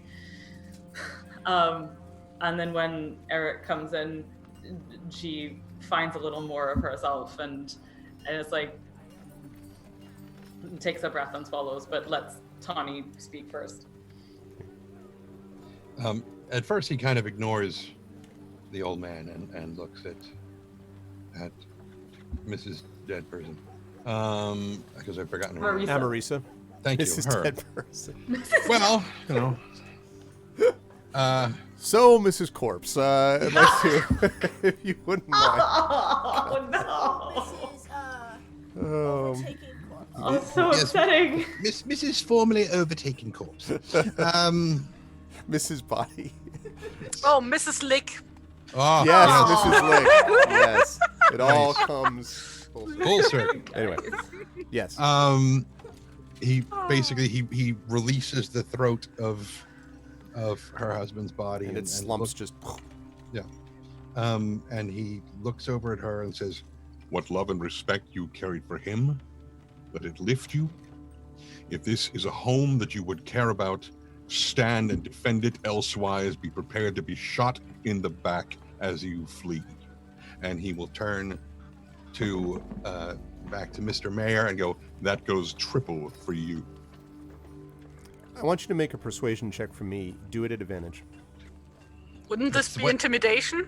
I think No, it's I don't think persuasion. he's trying to intimidate her. I mean, he can correct me if I'm wrong. No. I think he's trying to. The thing is, you can't make intimidation for one and persuasion for the other. It would theoretically be intimidation for the mayor, but he's trying to persuade everybody in the inn, as I understand it, to kind of get up and be counted. He doesn't want to be like, "Everybody move!" You know, like I don't think he wants to do that. So yeah, go ahead and make a persuasion check, please. This is going to be awful. 15. That is not true. That is not awful. They all kind of stop and they kind of stare up at you, and Eric kind of looks and shakes his head, and then kind of pulls him. Oh, sorry. Go ahead, River. I was gonna say, River, like when Tawny speaks, River is also going to stand up and say, "Tawny is right. Also, we know that this creature lies and that troops are on the way. We have a note from King Bard himself that arrived by Raven not moments ago. And if we can hold this through the night, just hold on until dawn, then we will be saved by them. We just have to last through the night." And he sort of looks kind of up at you, and he gives you this as he kind of lifts his face to you, River, you almost recoil from the horror in his eyes and the sort of reflection of just sort of merciless grief. And he says, "I have nothing to live for now. I will fight then. I might as well die as my son and my granddaughter have." And he kind of weeps, and you realize that you don't see actually either Idis or Erna accompanying him. He's just by himself, but he seems to be like willing to kind of pull himself together and do what he can. And Amarisa, River will actually go over to him and like hold him in his grief, because she's hella sad too. Yeah. Wow, that's a great. Okay, good. I'm gonna hold that set piece for a minute. That's a great image. And with Tawny being like, "Rrr," and you just like sort of holding him with a harp. And now I want to jump back up to Inga. Inga, when you hear this, you hear the sound of these, as I said, these horns blowing, and you can see light, a lot of light coming from the hill above the tower. So you would need to like climb back into the tower if you wanted to see exactly what it is, but you can like see just the glow around the tower. You could also just walk to the outside and kind of peek around too, if you wanted, but. How many of the oil flasks do we still have, like the Molotovs, basically? You've used all. I think you used all of them now, because you used the barrel plus the oil flasks on that thing. They're at least on the tower that's to the upper tower here.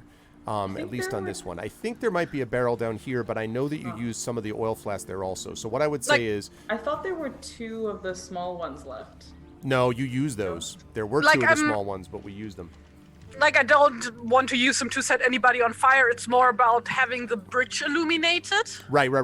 I would say I'm that thinking of ways how to illuminate the bridge. Well, and actually, as you sort of look around, you can see that the townspeople seem to have agreed. Like, a lot of them are bringing, like, sort of thought what you were thinking, because a lot of them are bringing, like, their own lanterns and torches to kind of look. And if you want, you can go to the top. What you might be able to do is you might be able to go to the other one here, which is on the eastern side, and see whether or not there is a barrel still remaining up at the top.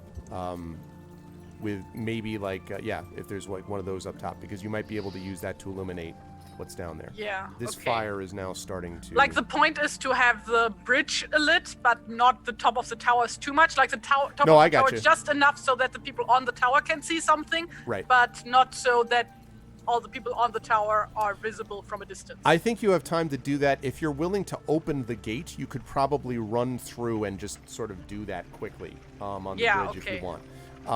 So you do that, and you kind of like lay down some more fire. Not as much as before, but you lay down some with this oil. It's patchy now because a lot of the oil has burned out, and you can see a lot of the stones beneath are kind of blackened. And but in the light of these, plus the torches, you sort of look around, and as you sort of look up, the glow that you could see coming from over the hill that was to the south now becomes visible. There are hundreds, Inga, of torches and fires, and you see sort of small, at first they almost look like little fireflies, and then they sort of get like higher and higher on the hill, and then they begin to appear, and you see hundreds of these torches, and you see this looking like an innumerable army of orcs. Like, I'm like imagining that scene from the 13th Warrior, where they like think the dragon is crawling up the hill, but no, it's like countless of people. That's exactly torches. it. It's one of those things where you're just like, oh, there's like, they're just crying, and they are baying for blood as they cross over the hill. They actually come over, they crest the hill, and they can see you.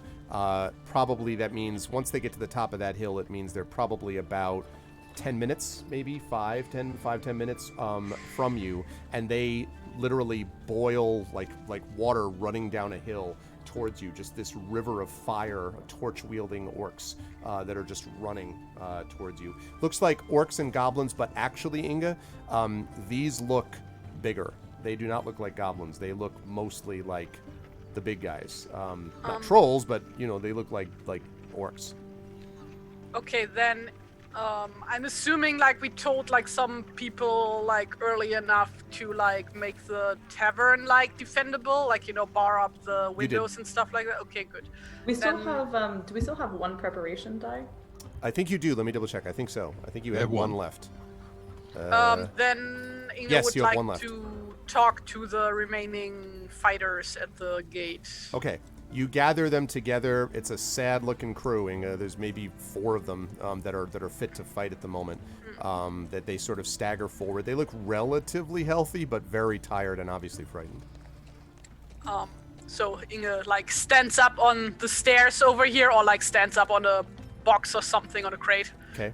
And is like, listen up, men and women of what's the name of the town? Of this place I've already forgotten. Selduin. Selduin. Okay, listen up. People love this space where you live. Yeah. Listen up, men and women of Selduin. We don't need to win this night. We just need to survive long enough. Whatever happens, we mustn't let the town fall into the hands of whatever is coming over that hill. Keep your heads down, stay in the shadows where they can't see you, and shoot till the last arrow is used up. And they sort of nod. Their reaction is they kind of nod like almost half in shock, and then one of them sort of claps the other one on the shoulder, and it's like, and the other person sort of looks at him and then points up at you, and they all sort of, yeah, and they kind of get, you can see they're trying to get themselves psyched up. Rallying themselves. All right, and now you can send them up wherever you would like to. No, I wasn't done yet. Oh, there's more. Sorry. Yeah. She has not yet Wait, there's begun more. to inspire. Okay. This isn't even my final form. No. So, picking back up where we left off. Big bird. Inge says, the people of Lake Town, the people of Dale, and my people from the Erebor, they are all coming to save us, to save you and your town here from the enemy on the other side of the river. So keep that in mind. At some point, the horns from the north will sound, and that means that we are saved. Till then, keep on fighting. If at any point it should look like, which it's not gonna happen, I honestly hope, and I know you people can do it, the gate should fall, then we will retreat into the tavern. So, but until either my friend Rover here or I shout for retreat, we defend this gate. at any cost.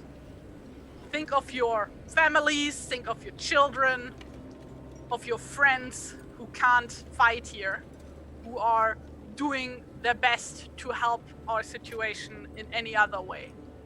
So, for them, keep the fight up until King Bard and the reinforcements will arrive to save us. And they kind of look at you, and they're sort of nodding, and you can see they're getting. And these people, I should mention, I think I told you this before, Inga, but they're young. You know, I mean, these are young people, Okay. and so you can tell that this is just they've just never had anything like this before that they've had to deal with, but they seem to listen to you, and they begin to sort of, kind of nod furiously, and kind of stretch out their neck and all that sort of thing. And then you hear, let me see if I get this working right. There we go. So you can hear that.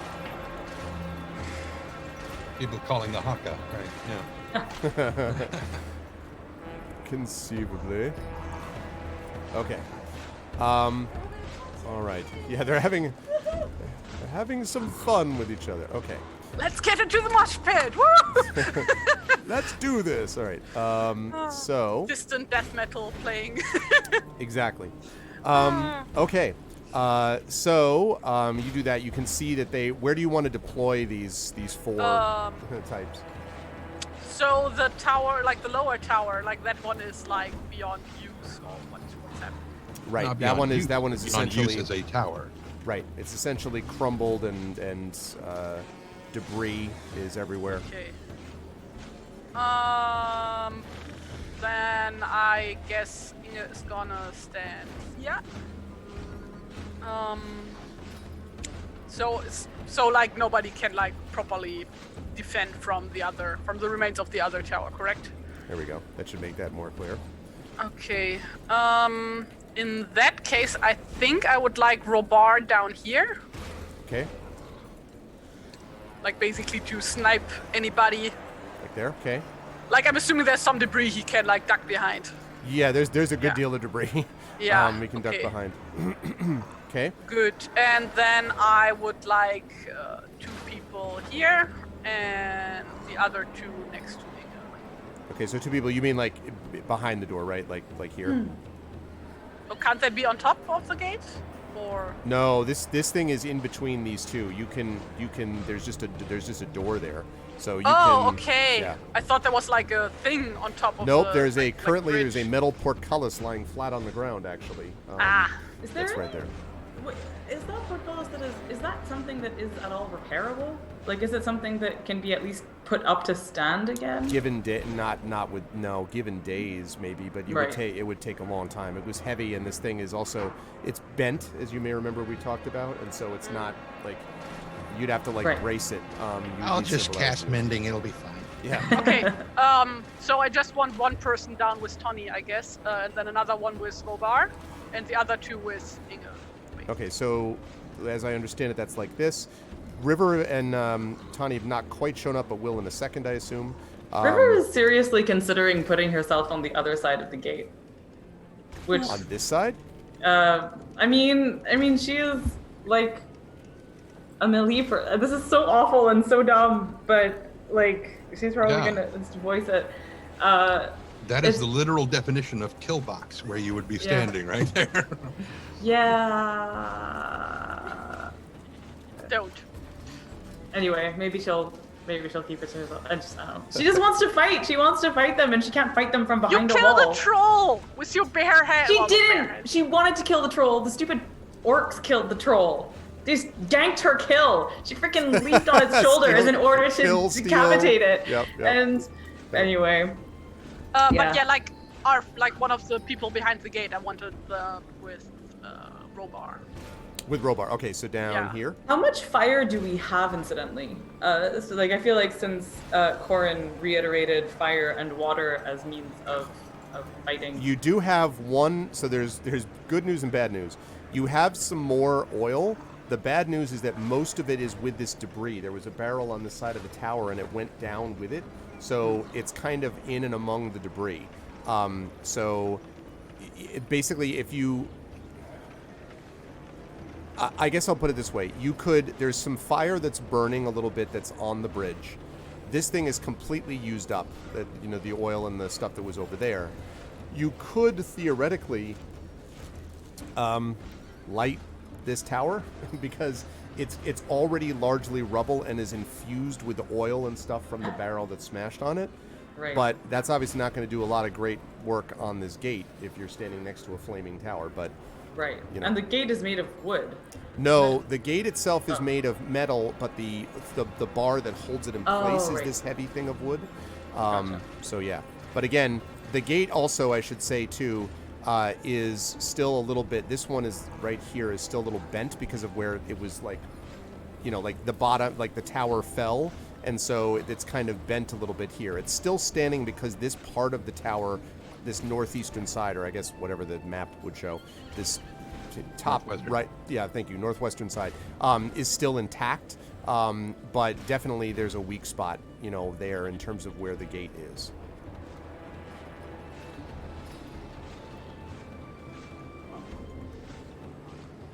Yeah, okay, I want to make sure I got rid of the Pleasant Rivertown is not pleasant now. Okay, so you folks are Which there. has the occasional sound of a kiss in it, which is always weird to me. Yeah, it is a little strange. I agree. Every now and again, if you listen to that track, you'll hear, and I'm like, That's how I mean. That's sometimes that's just. It's a people French feel. town. huh. All the cheek kisses. Exactly. Okay. All right. So as you position yourself, so where are you going to position yourself, River and Stone, and Tawny for that matter? Just a second. Sorry. I apologize for bringing my phone. That's It's just okay. While you're a doing toilet that- repair thing is supposed to be happening while I'm away, and I have some missed calls, but I can't check them, so whatever. So where River and Stone are going to be? I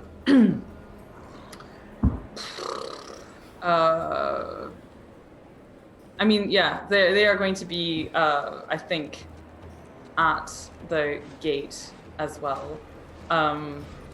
Here. And since we've had a short rest, River's Warden dice are replenished, so she can do Songs of Slaying again. Awesome. So yeah, she and Stone are going to be there at the gate to just be a line of defense. Okay. As they can. Are you looking around enough to be able to see the orcs as they come in, or do you want to be behind the gate? I mean, I'm curious about like how much visibility you do or don't want.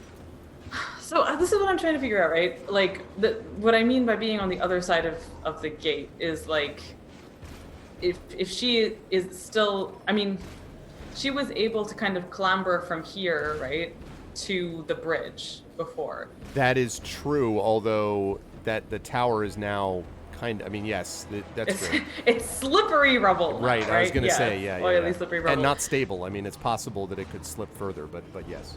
Okay, so that's not something that can happen again. Right. It's not even high enough now. Yeah. So Rabar is over here Yep. to watch for orcs and to snipe. Basically, yeah. Right. It's just that, so River can't do anything long distance.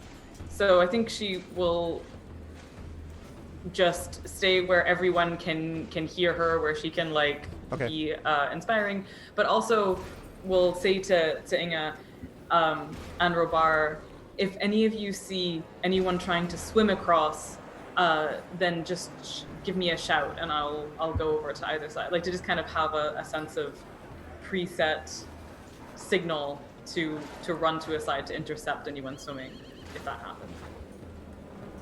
Okay. And yes, How strong is that current? it's pretty strong. Very strong. Alright, so orcs are like bigger than them, right? About the size. They're about the same size. They're probably not bigger than Tawny. So their strength would be around that size. So it would be a little bit difficult, I bet, for them to swim Oh yeah, sure. It is, Which but slowed some of down them. a little bit and moved them a bit, so as they were moving, that could give her. It would be a little hard, but that would still be a chance. Still. It's true. But some of them were trying to swim over in the previous battle, and a couple of them did even make it over. But Wolf did. both died because we killed them. Yep. When they arrived. Context helped me have. Okay. Now, that is not what that is. I wish it would not give the name. Please just go away. Not show the name. There we go.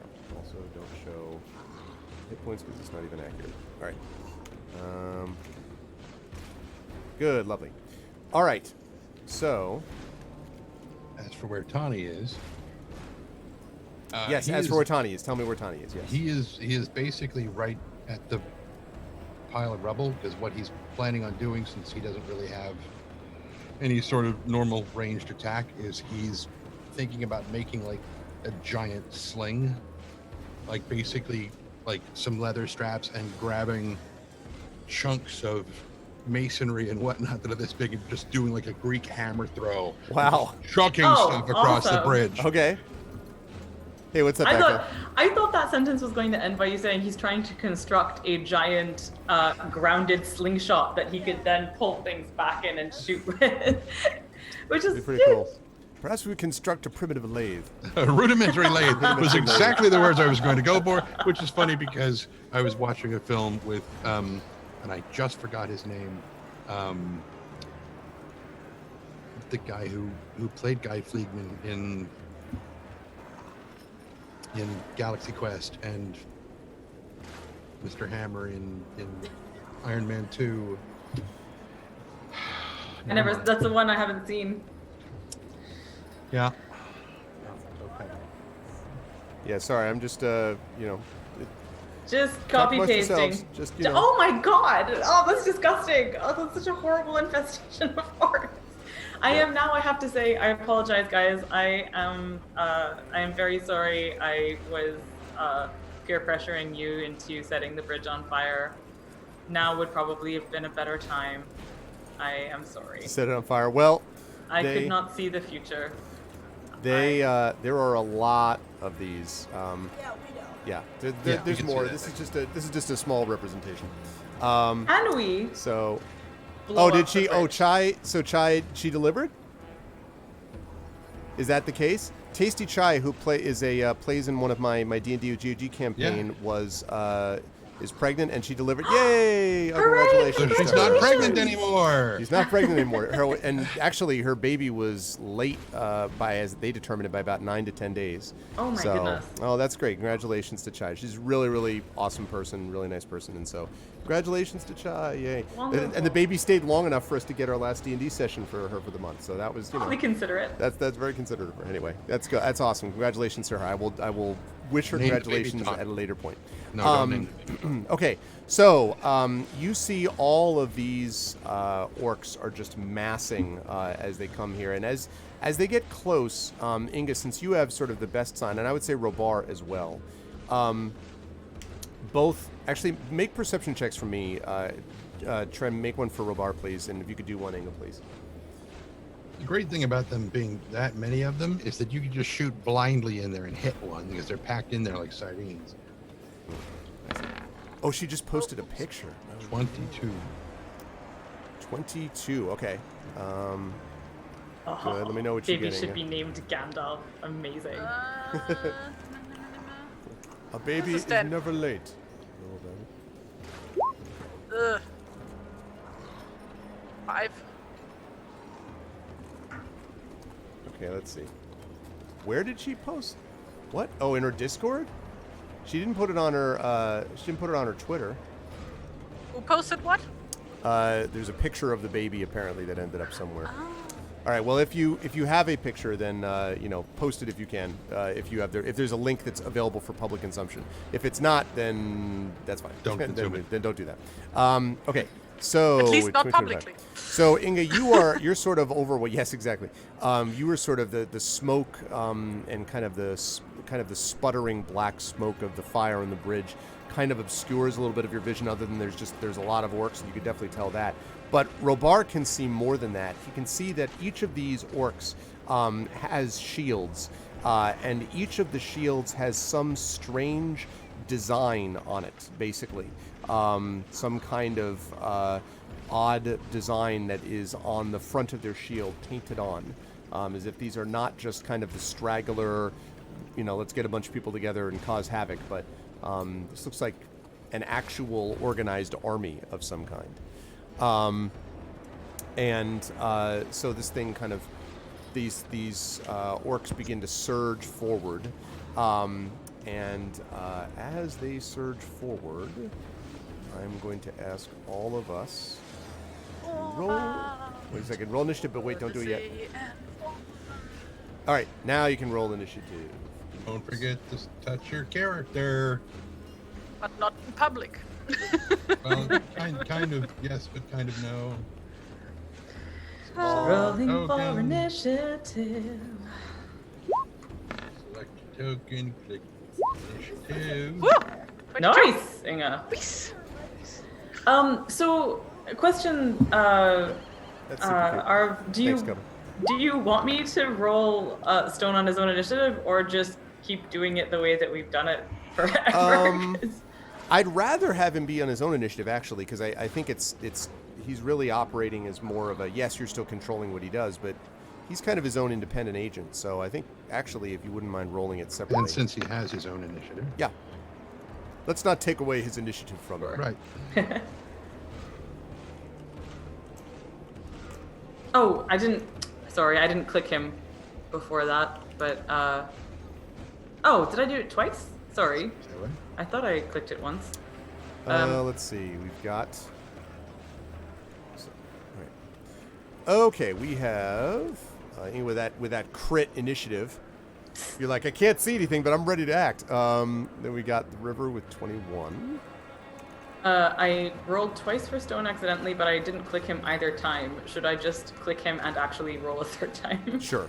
Okay. And then, How about that? Yeah. Yeah. That way I don't have to decide which of those to take. Yeah, exactly.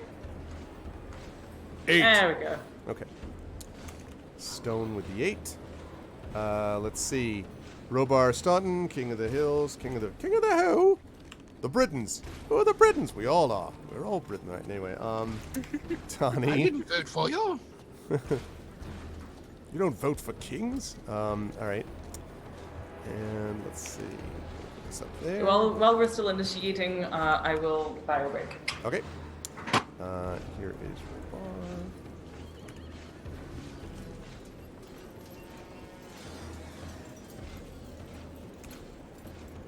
Okay. Lovely. Good. All right. I think we are ready to go with that.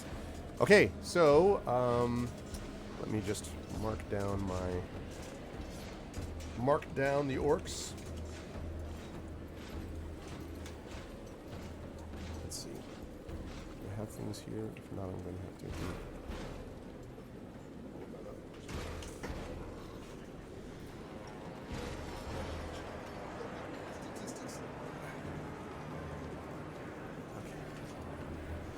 What a retard. Listen, if I went round claiming I was emperor just because some moistened bink had lobbed a scimitar at me, they'd put me away. Shut up! Bloody peasant. Oh, did you hear that? Did you hear that? That was a dead giveaway. It's from actually, you should know this because I've showed you this movie. It's from Monty Python and the Holy Grail. Wait, when the two knights are talking, the guards are talking over the edge. No, it's where, remember when they find the peasant and he's like, old woman, man, sorry. And then they have a big discussion and the guy keeps telling him, we take it in turns to act as a sort of executive officer for the week. And he gets really annoyed. Like he's trying to explain to him all the things about, like, he says, who's your king? He's like, we don't have a king. And like, yeah, you're obviously not remembering this. Well, I remember it. Yeah. I mean, you remember the rest of it because, like, I remember that when they were like that weird little. you remember the shrubbery and like, you require The rabbit. swap away. The horrible monster with big teeth. What's a Oh, good- the horse didn't work. Maybe a giant rabbit? No! Yeah, exactly. Perhaps a giant badger. Okay, good. All right, we are set to go. Then what's going on? We're supposed to be inside. Okay. Galahad, Sir Lancelot, and I. Oh. All right, we're going to start with Inga. Inga, you're up first. You see a seemingly limitless number of orcs that are charging towards the bridge. Yikes. Okay, Inga tells the idea is that Robar and his pal next to him, that they are just gonna shoot on their own volition. And the other two are gonna shoot whenever Inga is shooting, basically. Okay. So, Inga tells the other two to hold until they are in better reach. Okay. Basically. Fire till you see the whites of their eyes. Okay. All right. It's gonna be difficult because in their case, I'm gonna assume their eyeballs are yellow or something. So. Exactly. That changes everything. Okay. So, all right. So you're going to basically hold your action until they get in range, more or less. Yeah. Okay. All right.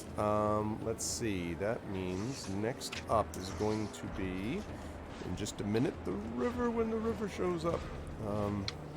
While we're waiting, how are we going to handle the hammer throw damage? So what I think I'm going to do is, I'm trying to think about how proficient you're likely to be with this. I think I'm going to have you make these attacks as a ranged attack at disadvantage, and then, so, kind of like out in that general direction. Mm-hmm. I'll estimate it. My guess is that if they actually does hit anything, it would probably do 1d6 damage, I would say, raining down this masonry. You'll be happy to know that there's plenty of masonry around to choose from. That's why I came up with the idea. Yep. So what good is this? What use is all of this rubble? Wait. There's this bird with plucked feathers, too, you can chuck over. Well, see, I was thinking that before all the fire died down, once we plucked him, we'd just cook it. Right. Because we're talking about that it's the holiday season. I'm like, we've right, the dark meat. It's a very tiny goose. But... Right. There had never been such a there never had been such a raven. Everyone agreed to it. It's good. We're combining Dickens and Poe together. Yes. It's actually D&D, right? It's literally Dickens and Dragons. And Poe. And Poe. Because. Yes. No, I follow. Dickens and Dragons and Poe. Oh my. Get down with DDP, oh Unum. It was terrible. Good times. Wasn't that a brand of jeans? This is a good moment while we're waiting for Amal to return to welcome everybody to day 57 of Adventures of Middle-earth, Wilderland Adventures, the Crossings of Selduin. We are in the midst of a huge battle, as you can probably tell, to try to save Selduin as much as we can. We are in the home stretch of this adventure, the Crossings of Selduin, and there is only one more adventure after this in Wilderland Adventures, which I won't tell you what it's called yet, but there's one that's left. But we will get there. But in the meantime, if you like what you have seen and heard, please follow the channel. Please support the Patreon, as the Amal was kind enough to do earlier today. Please make sure to support all of these people in their various creative and individual endeavors, and so on as well. And and thanks for being here and for letting other people know. Okay, River, you were up. Inga, on her turn, asked her players to hold their action, her soldiers, to hold until the orcs get within range. They are charging towards the bridge, but they haven't moved this turn yet. So that's what they're doing. What would you like to do? River is going to start to sing her piercing song of slaying, and so her lifts her voice in this powerful, keening, furious, just like still laden with this feeling of rage at having felt that shadow presence and stuff. So she starts singing songs of slaying, delivering thereby D4 of fighting power to everyone within range. Okay. And also, I don't know. Attack. Sorry? D4 to damage or attack? Both. It's the choice. Okay. You get to use the D4 however you want. And also after the roll, which is helpful. Yes. And the other thing is, what I'm wondering is, I can't remember if I've tried to do this before, but is it possible to try and make Songs of Slaying double as an intimidation check to enemies? Yes, but the intimidation is designed with a specific purpose. So you're trying to intimidate them into something. Okay. You know, so like you need to, and they wouldn't be able to be in range of it yet. Yeah. But when they get closer, you could do that, and then you'd have to decide, like, you know, lay down your weapons, realize you're terrible, and you know we're going to destroy you, or you know, like something specific rather than just, Leap into the rather than just river. like, Swim to the bottom, grab a rock, and stay there. You know, like it's a different thing. Totally imagining. You've all seen Fury Road? Yes. I am ashamed to admit I haven't yet. I have to. Okay, well, Way behind. I know. It's bad. there's Like I would a- tell you to watch it with your daughter because, like, good female role models, but no. No. No, don't. No, like in like, how old are you, Sen? 11. 11. Okay, then like in 5 years or so, maybe. Yeah. You know, the thing is, when I watched that film, I was actually really, really upset by it. I did not feel a cathartic triumph Oh, that a lot really? of other people felt. But it is a very beautifully done film. But the reason I bring it up is just because there is a character who is named only because he gets to be this unbelievably cool feature where he is like, he's strapped to like a battle. Is this the Car- flamethrower guitar? Yes. Yes. Yes. So no, do you know name do you is know the Duke. story about that? Do you know that actually that the stunt guy, the guy who designs props, sorry, not the stunt guy, the prop guy, went to the director and he's like, oh, I made this thing because you wanted. He's like, great. Where's the flame? He's like, what? He's like, no, I want it. So it literally, it's not CG. He wanted it to actually shoot flame when you play guitar, which is just, that is the best. I mean, come on, like how good is that? Dude, I am 100% at some point going to ask for like a flamethrower extension on River's harp. I think that'd be flamethrower harp. freaking amazing. Just Well, like, Senavi wanted to ask you that. Go ahead and tell her what to ask her. How big is the heart? How big is the harp? oh, River's harp is not big actually, because she has to travel with it. You know, the battle harps of yore were actually like wheeled into battle on a platform That's and the stuff. coolest I know. thing. Yeah. Okay, so you're gonna do Oh, the you're harp. doing this for scale. So it's it would be, I can show you if you want. Like on me, it would looks probably like- be about this high. Oh, wait. So like let me about as pop up high the as Zoom window. her body. Wait, do that again. No, Do that so again. she- Torso. It's just like her Torso. torso. So like, so she'd carry it, like there'd be a strap that she could use to carry it with in this little pouchy thing. But when she plays it, it's from like here to Yeah, here. much smaller. Yeah. So, like- So like it goes basically from her belly to her shoulder, and she can play it like that. It's basically, it'll have, I think, 2 to 3 octaves on it, I imagine. Okay, If it's a travel harp, yeah. cool. More for accompaniment than for, you know, orchestral playing. Not that there are orchestras in the war, but anyway. Yeah. Cool. Thank you. That was all for science. Factoid before we go back to battle. The concert harp, the orchestra harp, has the largest range of any instrument in the orchestra. More than the piano. Interesting. Yeah. Okay. That's. Yeah, I know, because you play piano. Yeah. Interesting. Huh. I had not thought about that. That depends. Listen, trumpets can get some serious range. And not at that Especially if I you're call Dark Seven. for Right. more vuvuzelas. Oh Christ! Yeah. I bet the orcs would have those. Sadly. Yeah. Just noise making. Anyway, okay, so River, you're playing Song Slang. Okay, good. And you're Song gonna Slang. are you staying more or less, because you're over here? You said behind the gate, right? Yes. Okay. So right, so that's you. All right. She wants to be able to run to deliver assistance to wherever she is needed. Got it. Okay. All right. Robar is up next. How fortunate that these sniveling little bastards are within the range of his bow, because he's gonna go blink blink and shoot. I would say they are very much within range. Pile up those bodies on the bridge. Not too high though, otherwise I can use the dead bodies as a ramp. All right, Sorry. 8 probably doesn't hit. Phew! It does not. Unfortunately, isn't it? Unless But he wants remember to the use D4. his D4. Huh? Hide does the behind 12 the hit? mound of dead bodies. If a 12 though is unlikely to hit, you might want to save it for your second. These guys look pretty That's well fine. armored, to be honest with you. Yeah, that was my guess. So I'll save it. Okay. Okay. Whether but- his second attack in the round. right. Bink! 21. Woo. Miss. No, I'm just kidding. Yeah, that'll hit. What? Oh no! It's like that when I was playing Neverwinter Nights and I kept missing this guy with rolls of 19. I'm like, are you kidding? Like 19. I had to roll a 20 to hit it. It was ridiculous. Jesus. Anyway, I just had this idea. Like, it's like, yeah, 9 exactly. plus 2 is 11. points 11. of Okay, damage. so it strikes into the 11. shoulder of one of these creatures, and it's like, and he sort of staggers back a bit, but seems. Robar, actually, have Robar please make an insight check for me, please. Forget it. Change the. Who's rolling good thingy? Make a what? An insight check, please, Insight check. which he notes when he strikes when the arrow hits. Not perception, but it's 5. okay. He's like, yeah, orc got hit with an arrow. Sounds good. Yeah. Okay. All right, and he's gonna stay where he is, Robar. Mm-hmm. I mean, he's kind of ducking in, so he's got some cover from the rubble. Okay. Oh yes, yes. All right. Okay. Now they are charging across the bridge.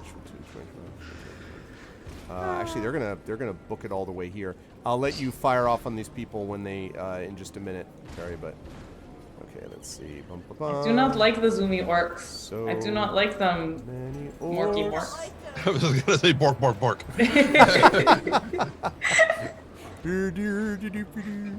I do not like them with a stork. I only like them stabbed with forks. Stab with forks.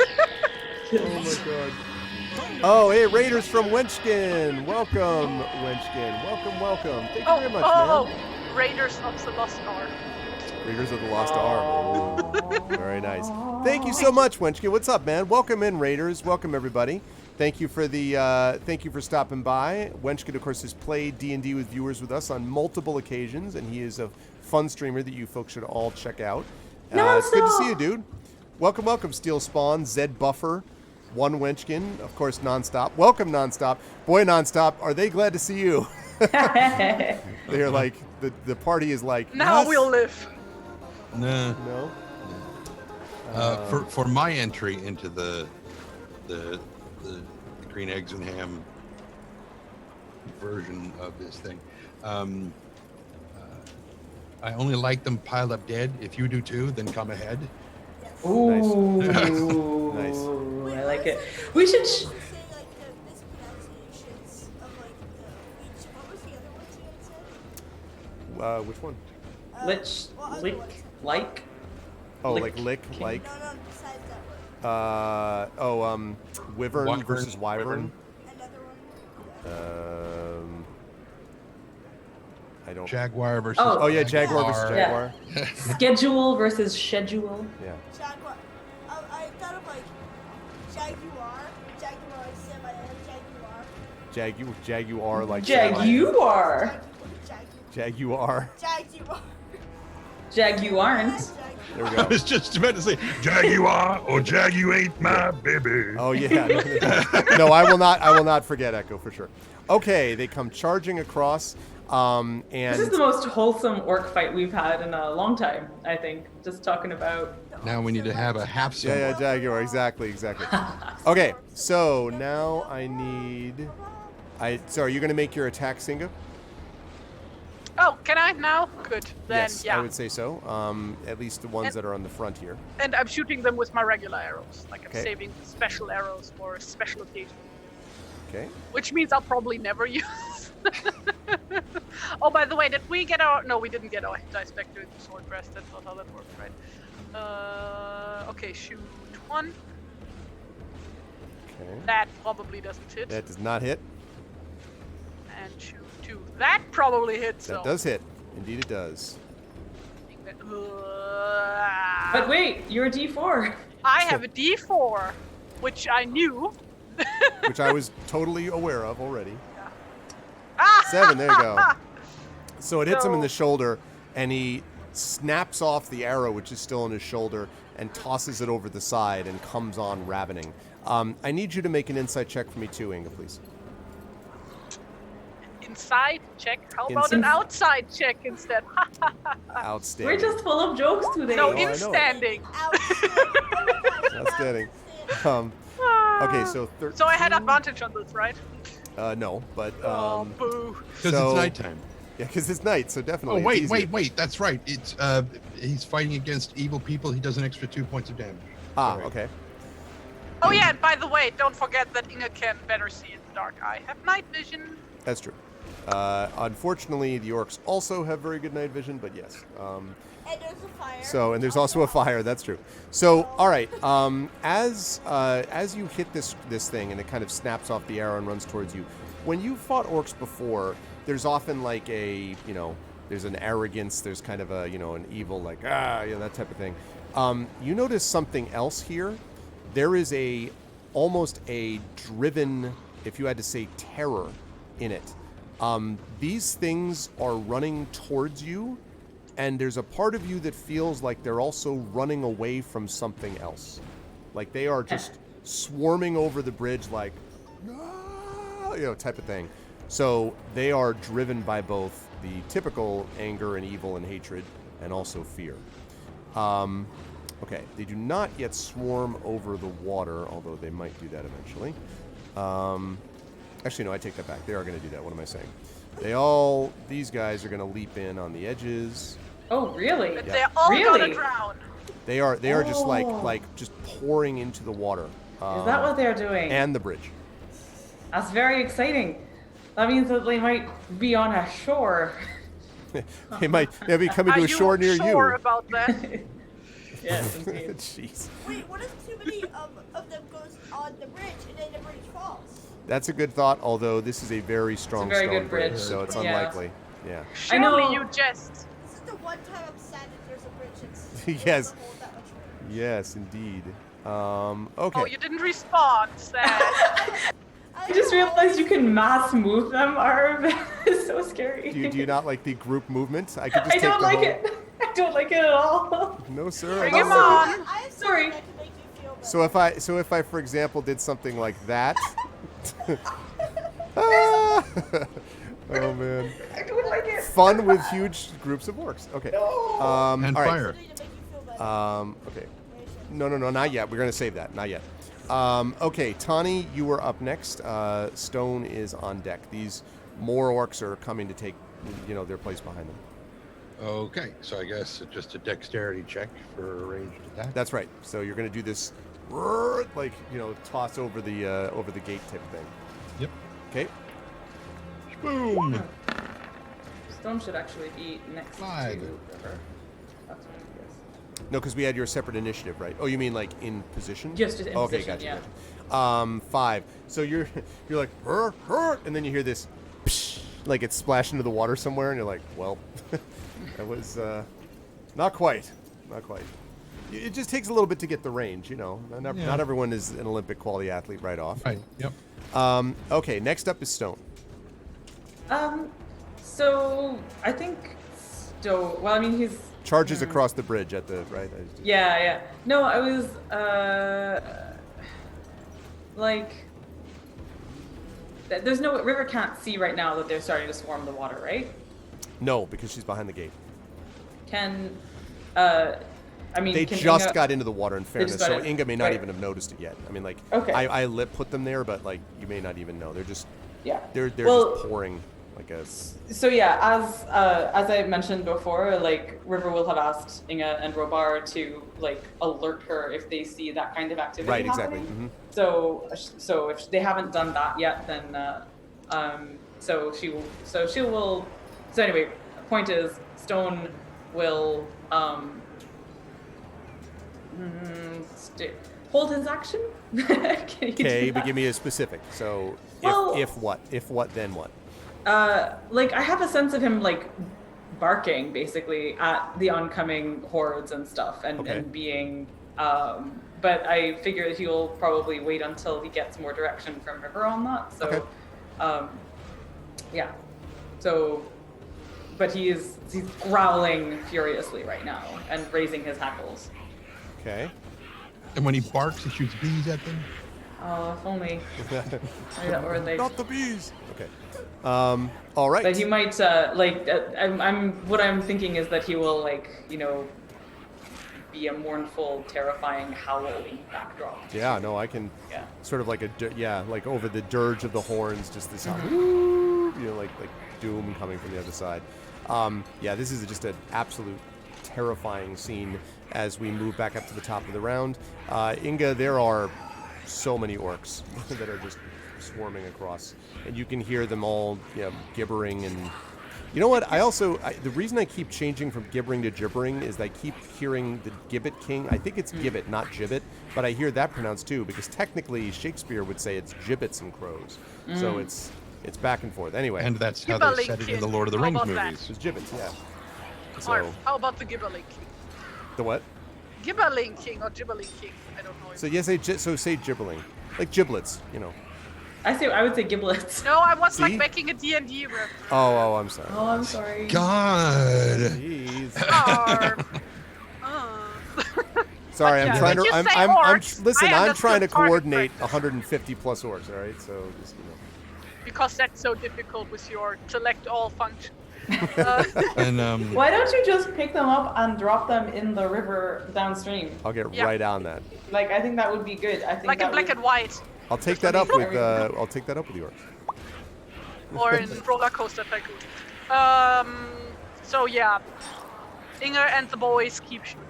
Okay, fire That's the away. name of the band, by the way, Inger and the boys. The boys. The boys, but like B-O-I-S. Okay, good grief. and isn't that how in the movies? Granted, isn't that how Theoden pronounced it? He said, "Until you hang from a gibbet, in Yes, sport of your own." you hang a crows." gibbet for the sport of your own crows, which is such So a what great is a line from the book gibbet too. anyway? It's a noose basically. And Is it not the scaffold from which the... No. No, it's the noose No, itself? it's the actual noose. Nice. Wow, Oh, I thought you were very cackling good. at my definition until I saw it was because you actually hit them. I was like, Excellent. nice work. All right. Most- So this one that you've hit, I assumed you were aiming at the same one. Looks pretty badly hurt now. Okay, Yeah. good. Don't forget to shoot Not for dead. my boys as well. Yes. Now I'm going to have them shoot. Did they all get their D4? They did Didn't, not so get their you- 1d4. I'll use it on this turn. My fault. Okay. Okay. And that's good. So 2 of them are going to hit. 1 is going to miss, and 2 of them are going to hit from here. So let's see. Both. Are you having them? Are you having them shoot at your target? By the way, Terry. No, just at yeah. anything. I'm sorry. What? Just at I'm eating anything. candy. Just Okay. at anything. Just hit anything. Fire everything. All right. Exactly what I was so- about to say. So they shoot. All right. Well, then I will choose at random. So okay, this one back here gets hurt. How dare you disturb me while I'm eating toffees? I beg your pardon. Okay, so they fire, Not hit a couple granted. ones in the back. You can hear some shouts of pain as the arrows disappear into the flood of orcs. Okay, River, that's going to lead us to you. Oh, Wait. I'm sorry. I beg your pardon. But Inga, do you want to move anywhere or not? Do you want to No, shout to I River stay that... where I am. and Okay. just- Do you Pew, want pew, to pew, pew, indicate pew. to River that there are orcs looking to swim across? I still don't think she sees that. She No? will Okay. not yet. She'll see that probably next turn when they start actually getting into the water. They're just Okay. on the That's very cool. edge of it at the moment. Something in the water. So River. Are these orcs now within range of her voice? They are about 55, 60 feet away. I can't visualize how that would. What's the range of the song? Yeah. 30 feet? Right. Well, so my next question is like you were saying that the intimidation has to be like to a purpose. Right. I was asking it specifically about Songs of Slaying, like if that Right. could double. But like, so is it yes, it can double provided I say what like this. Yes. Okay. Yes. Yes. Okay. Cool.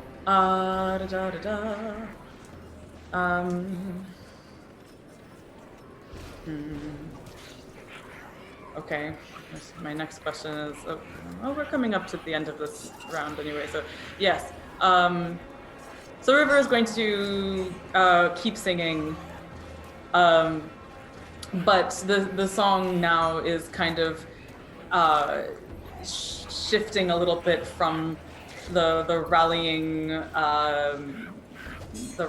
powerful, keening cry of the previous song into something that feels more pointed and threatening, and is more very specifically about the doom that is brought to one's enemies through the power of the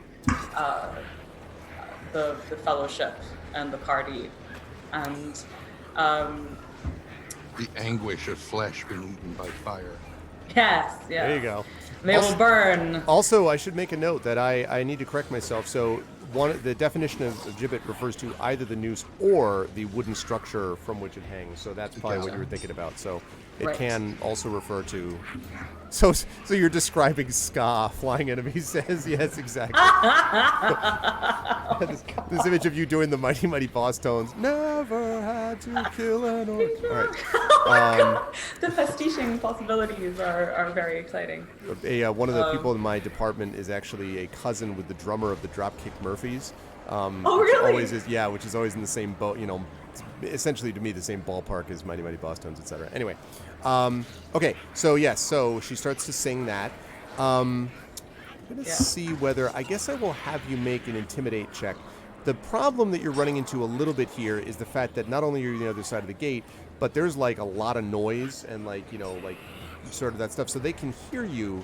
I don't know whether the impact will be as strong as it might be otherwise. All of which is to say, I'm going to have you do the intimidate check, but you're going to do it at a -2.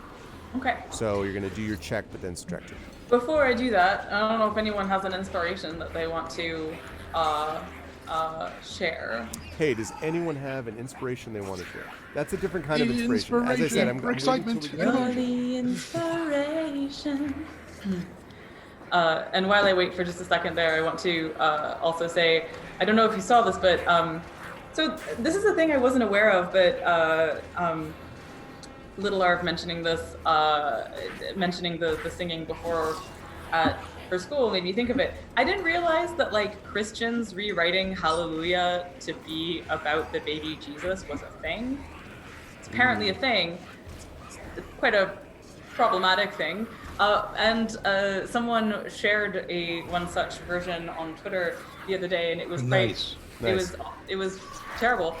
So Ellen Kushner, famed and beloved author of Swords Point, Privilege of the Sword, the Tremontaine series on Serial Box, requested that people share ever more fanciful and weird pastiches of Hallelujah to kind of get the taste out of her mouth. And I contributed one that was about that goes, I heard there was a Vorpal sword, and so on.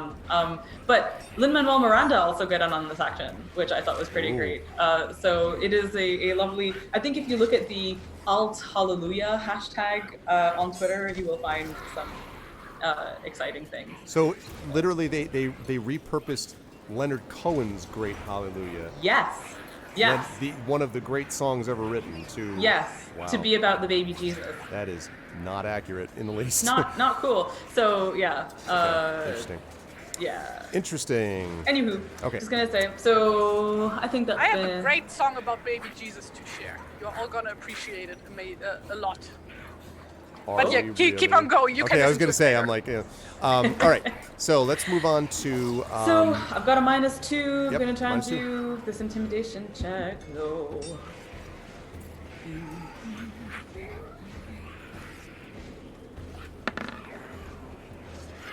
It's a 21. Not bad.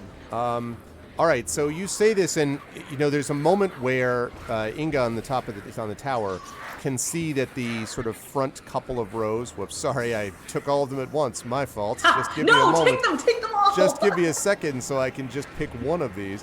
So you can see that a few of these at the front start to like falter, but then they are almost immediately rammed into in the back by the many, many others that are following them. Whatever is pushing these creatures on, River, you don't actually know what the effect is, but Inga can see that whatever is pushing these creatures on, they are way more afraid of whatever's behind them than whatever you're going to say to them. There's something very, very frightening to them that is pushing them forward. Thunderbolt and lightning. Sorry? Very, very right. Exactly. Maybe it's Galileo. If I can go off on a tangent really quickly. Really quick, we gotta. Okay, so the other week I went out with my boyfriend's family, and like his younger cousin who's like 15 or something. Like she was also there, and we went to that one store, and then like on the radio in the shop, they started playing Bohemian Rhapsody, and she sang along completely, and I was so proud of her. It was That's so awesome. nice, while she was wearing a King Diamond shirt, which I also did the next Oh, well, day. there you go. See, they're good stuff. Good stuff. I Yeah. approve. All right. All right. So there was that. So yeah. So you don't know what the effect of that was, River, but you felt good when you were doing it. I mean, you know. Yeah. So And everyone has D4 again this round. So good stuff. How many of those, by the way? that was the last one. Okay. Robar is up next. 44th verse, same as the 5th clever of that. Sorry, I don't follow what. Yeah. Okay. You're That's just okay. firing. Just bink. 21 Okay, that's a hit for sure. for 12 damage. All right, this one, Plus- because I'm going to assume that you aimed at the one that had been hit before. But wait, you get an extra D4. Well, I don't know if you want to use it Not because it gonna goes use it down. Oh yeah, it's true. You might want to save it. You could overkill, but he, so he falls down and is literally trampled on by his fellows who just run right over him. Make a dexterity save, you orcish dudes. Don't trip over your own guy. And there's also that +2 to evil lads. Yeah. I'm just gonna Yes. keep on trying to remember numbers. Overkilled. Well, right now they're just running. That's a good question. You will It's see like as Gallipoli, but green. Gallipoli?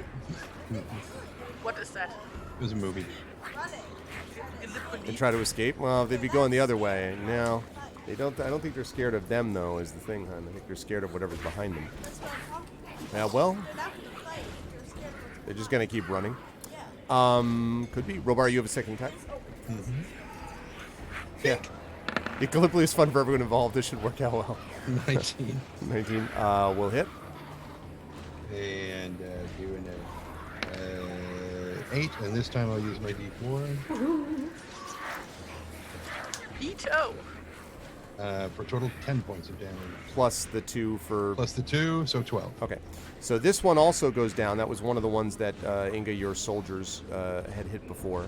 And again is swarmed over as they proceed onwards. Okay. Is Robar moving anywhere? He's ducking back under cover.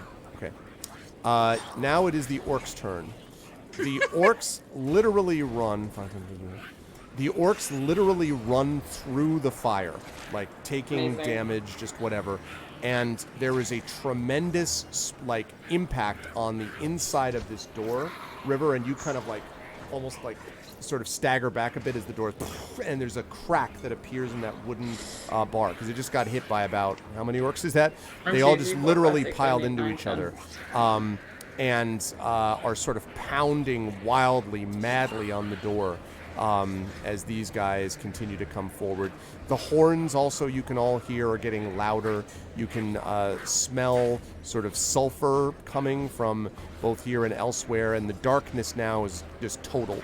The crows sweep overhead, and these orcs, I would say now they're probably far enough into the river that they are, you can actually note them, that they're doing this, Inga. So I would say you can definitely see that there's some orcs coming into the river as well if you wanted to alert your compatriots to this. Yes. Reality. Basically, Inge quickly runs to the ledge and shouts, "They are coming through the river! Look out!"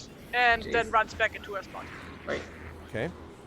If she may, I know that she technically isn't allowed to. Yeah, technically not. What did I just do? Okay, good. But I it's mean, like she did- basically 3 steps. She doesn't actually even need to say that. I was figuring that River had a predetermined signal. She could just whistle really loudly. Yeah. That Oh, would be- okay. Yeah. Okay, then she is doing that instead. Oh god, there are more. And I would like to note that once again, for the third session in a row, if this guard tower thing were designed properly, this would not be happening. These orcs would be piled up and unable to pull the doors open. Yep. Everything be fine. Be fine. Yep. But somebody built the damn Somebody tower built on the the wrong thing the side. wrong way. I agree. Listen, I would take it up. with the Misappropriation of public funds. design. Exactly. For That's sure. totally what it is. Okay, Tani, you Oh, were you're up. senators now. Right, All right. my turn. So once again, hammer throw. Okay. 3. You're like, oh, and again you hear. Tony. Damn it. Okay. I just imagine it's Yeah, exactly. They watch as it soars over their head. And they're like, Right. Like, "Ah." wow. They're like, wow, if he could aim worth a damn, this would be really dangerous. It's so beautiful. It's like stars. Okay. All right. That is going to bring us down to, and you're going to stay where you are, I assume, Tani, gathering more masonry together. Maybe. Okay. He's starting to wonder whether this is a good idea. Stone is up next. But he's also kind of trying to dig out that other barrel. So, Yeah. Yeah, you now hear the sound like these creatures slamming against the door. Slamming against the door. Is there, so like, how, there's a big crack in the door. It's probably not Crack in gonna the with. In the wood of the bar, the wood bar. Oh, in the wood of the bar. Yeah, Oh, okay. You did hear a terrible screeching sound from the doors also, but they held. Yeah. Okay. Is there? I mean, yeah. They're like, okay. So in terms of what Stone is going to do, I think he is. I think on hearing the whistle from Inga, he's going to run to the shore. Okay. Up where, well, because the Go ahead whistle and came put him where from you her. want. Yeah, so like around here. Okay. Where he sees a lot of orcs. Okay. I just imagine his ears go back. Yeah, exactly. Yeah, oh yeah, he's got his ears are flat against his head. He's growling. His hackles are raised. He's like, yeah. And he's just like there waiting. Yeah. Okay. All right. Inga, you're up next, and then the river's on deck. You're muted, Inga.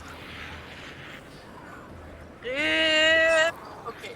What I said is, I would please like to keep doing what I have been doing as by Okay. impaling these four fiends with my sharpened sticks. Okay, so you're gonna fire Which right is at word them. for word what I said while the microphone was Okay. turned. Absolutely. I imagine it. We are now all witnesses. All right, go ahead and Good, do that. good, good. Remember, you have D4 because you went before me. So. That's right. You have D4. Yeah. That hits. You hear from River. You have D4. Does a 16 hit? 16 will not hit. Then I'm using my D4 for that. Okay. Does it now hit? Yes, As it now hits for sure. a 19, yeah. I'm great at doing math. The person next to you, by the way, River, 9. is sort of like taking a faltering step back. They haven't run yet, but he looked real worried. And 9, okay.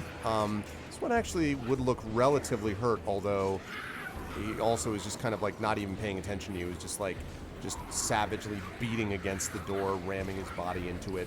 I want almost them to crushed be- against it by the other orcs. That Yeah, are doing the same I want thing. to be like, surely the orcs are damaging each other. Oh, at they this absolutely point. are. There's no question about it. They were damaged Yeah. by the fire. They're damaging themselves. Oh, 100%. This Yeah. is very much inefficient, but there's a lot of orcs, I think. Yeah. Amal, Yes? we never damage each other, and don't call me Shirley. Wait, Thank what? you. Oh, I know. Yes. Ta-ta-ta-ta-ta. Trying to break through the door. I ate too much candy, I can tell. Way with you. Down at them? They are. Yeah, they're. What do you mean? Shouldn't the orcs be trying to? No, the orcs. I mean, you don't know what the orcs want to do, but the orcs look like they want to get through these doors. Which means you don't really want to fight people that are really easy to reach. Well. Yeah, Are exactly. there- Exactly. Are there any means, by the way, around the door of shoring it up, like with big sticks or beams or spears? There might to, be. like- Right now, Tani is over near where the rubble is. The only problem is that because of the nature of it, like there's not a lot of extra room in the little bracket where you, not the little, the big bracket where you would put that wood. So Right. like You know, if you follow what I mean, like you'd almost. I have do. To, yeah. I'm not thinking of more things to put in. I'm actually thinking of like things to like if the bar is here. Oh, up against the door, like underneath it. Yeah. Possibly. Although a lot of the rubble is going to be sort of bulky and unwieldy, but you could try to do that. Sure, if you wish. Whose turn was this? It was Inga just went. Oh, and just yeah, did so this it is thing, actually it's my now turn. Yeah. You want to try to get some of the wood? Do that. Okay. Trying to get a sense of what is the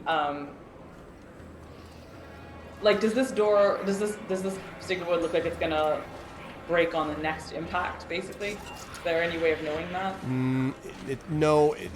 mean, it probably will sustain for another turn, although it's dicey. That was a big blow just then. But yeah. Okay. So.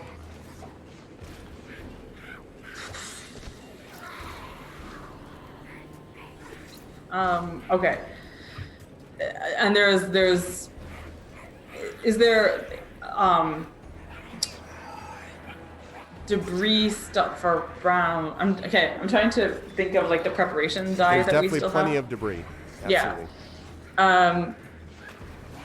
So River is going to attempt to shore the door up with whatever is to hand to just see if it to just hold it basically as long as possible and to try and get like the faltering person to do something to help her at the same time. Okay. Probably also be like any pieces of thick enough wood be trying to spike the gate. Yeah. So that it's got like the spikes that are driven into the ground, leaning up against the gate. So if the door tries to push open, there's a spike up against. That's genuinely what I was saying. I was like imagining like here is the door, there is the bar, and here is stuff to kind of hold it, and that's what I'm imagining they can maybe do in a turn, to just to try and give it like one more round essentially. Yeah. Yeah. This spiking a door doesn't take that long. Yeah. Okay. So which one are you going to do? So you're trying to. Yeah, so we're trying basically like if I don't know when the other person next to her goes or not, but if she's going to try and get this person to help her prop up the door as best as possible with with debris and stuff around on an angle, spiking the door essentially to try and just get it to hold as long as possible. Okay. Sounds like a plan. That's going to lead us to Rabar. Bink, bink. Game. By the way, once she's done that, she is going to step back and away. 12. Okay. It's not going to hit. I didn't think so. And we don't have the song this round, right? Right. Not this round, no, sorry. 24. 24 will certainly hit. So No, it was Pyron Jade Arudinel. It was 11. Pyron Jade. It was during D&D with GOG. It wasn't Adventure Middle-earth. This is racist just because we are both German. Okay, I 9 points object. of damage. 11. I will file a 11 points complaint. damage. Okay. Yeah, it was Pyron Jade. It was D&D with GOG, and she did do that. She did more or less come out and almost yell stealth. Okay. So that one. Let's see, which was aiming this. Okay, that's gonna hit that guy. All right. And but again, it's sort of like shooting arrows into a sea almost, right? But you do seem. I mean, it did connect, and you can see that. And he's staying where he is, other than ducking behind debris. if I understand that Yep. correctly. Okay. So, the bad guys go. There is another tremendous slam against the door, and a big crack now appears down the middle. Dust kind of floats down from the top, or stone dust or rubble sort of floats down from the top. More of these guys are crossing. You can see more appearing on the other side as well, and there is the sound of both fear and cheer from the bad guys as they storm across this bridge and try to get across as well the river. They are floating down. It's sort of swimming wildly. Orcs are not particularly great swimmers, but they're just pushing ahead, and more continue to appear behind them. Okay, Tawny.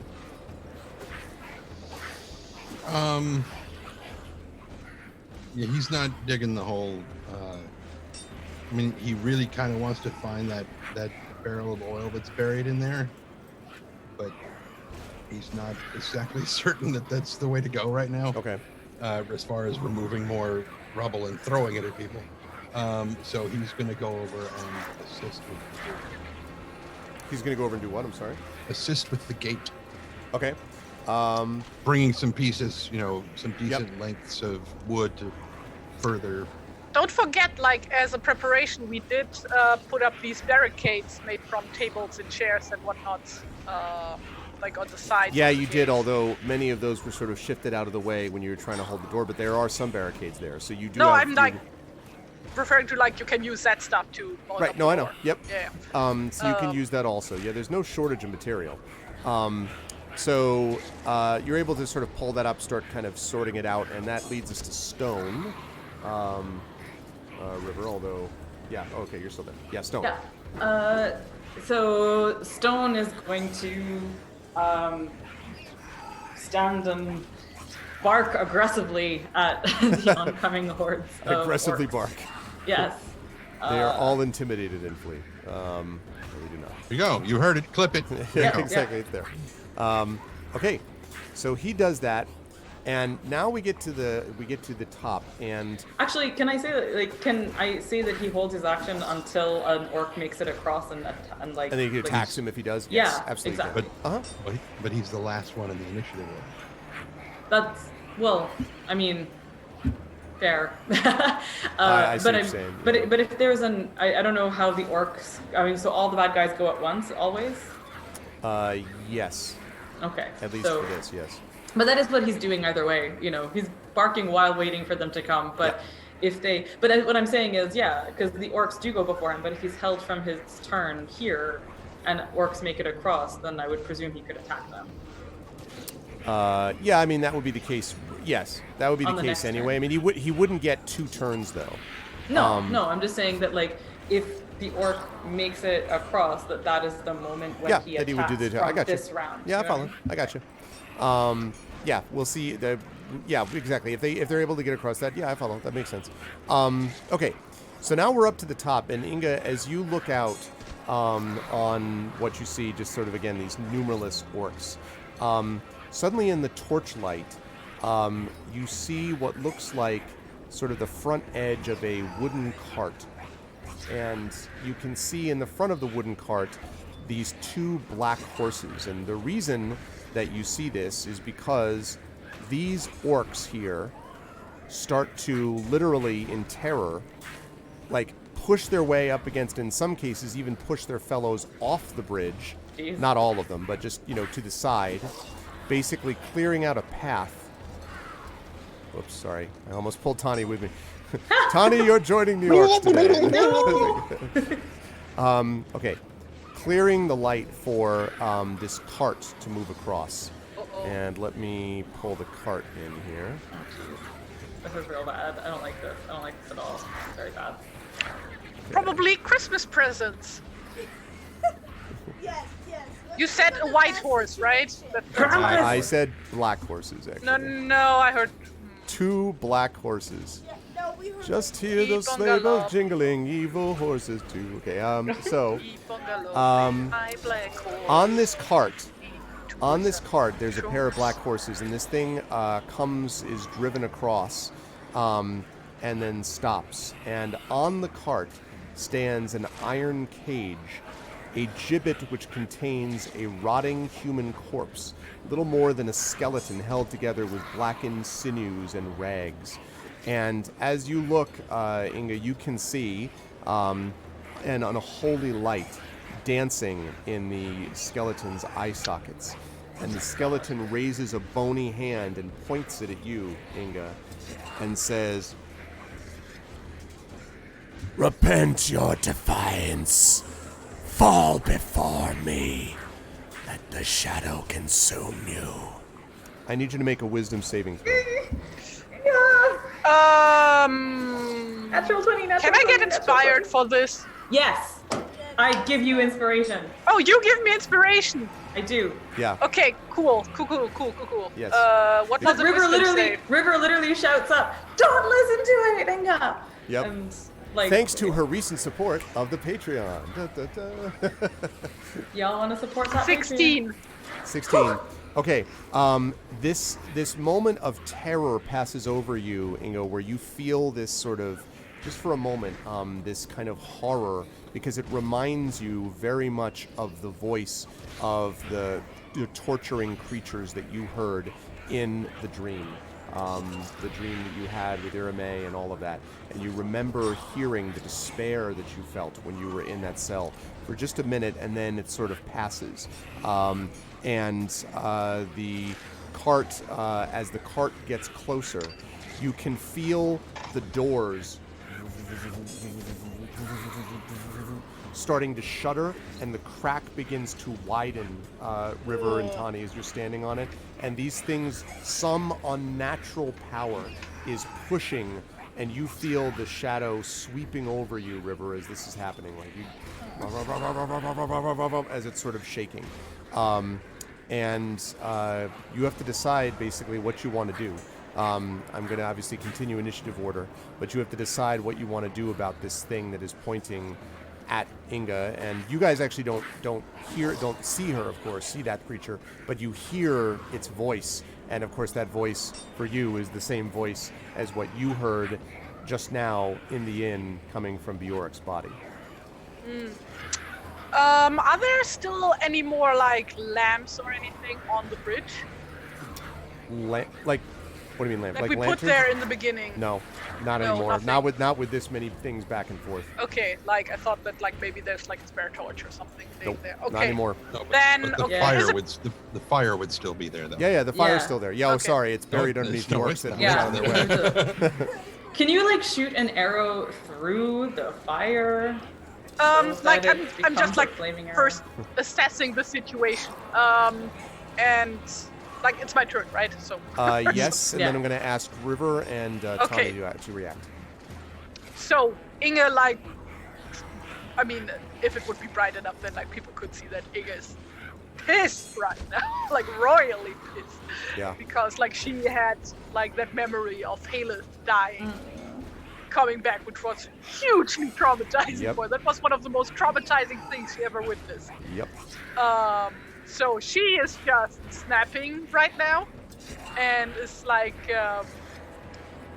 basically turns around in the spot, grabs a torch from like the wall or the ground or wherever, and a rope that like had been fastened to the tower beforehand for just such an occasion like this, and jumps down on the bridge, like on the rope, with one hand she holds a torch, and with the other hand she So- like I lets think you should herself use down a on the tower. preparation die for this. I agree. yes, if I I agree. may. Before you use that, though, I just want to be clear. So Inga is going to swing down with one hand holding the rope and the other hand holding a torch, and is going to end up between the fire and the orcs, facing down the cart with the body. Is this what you're doing?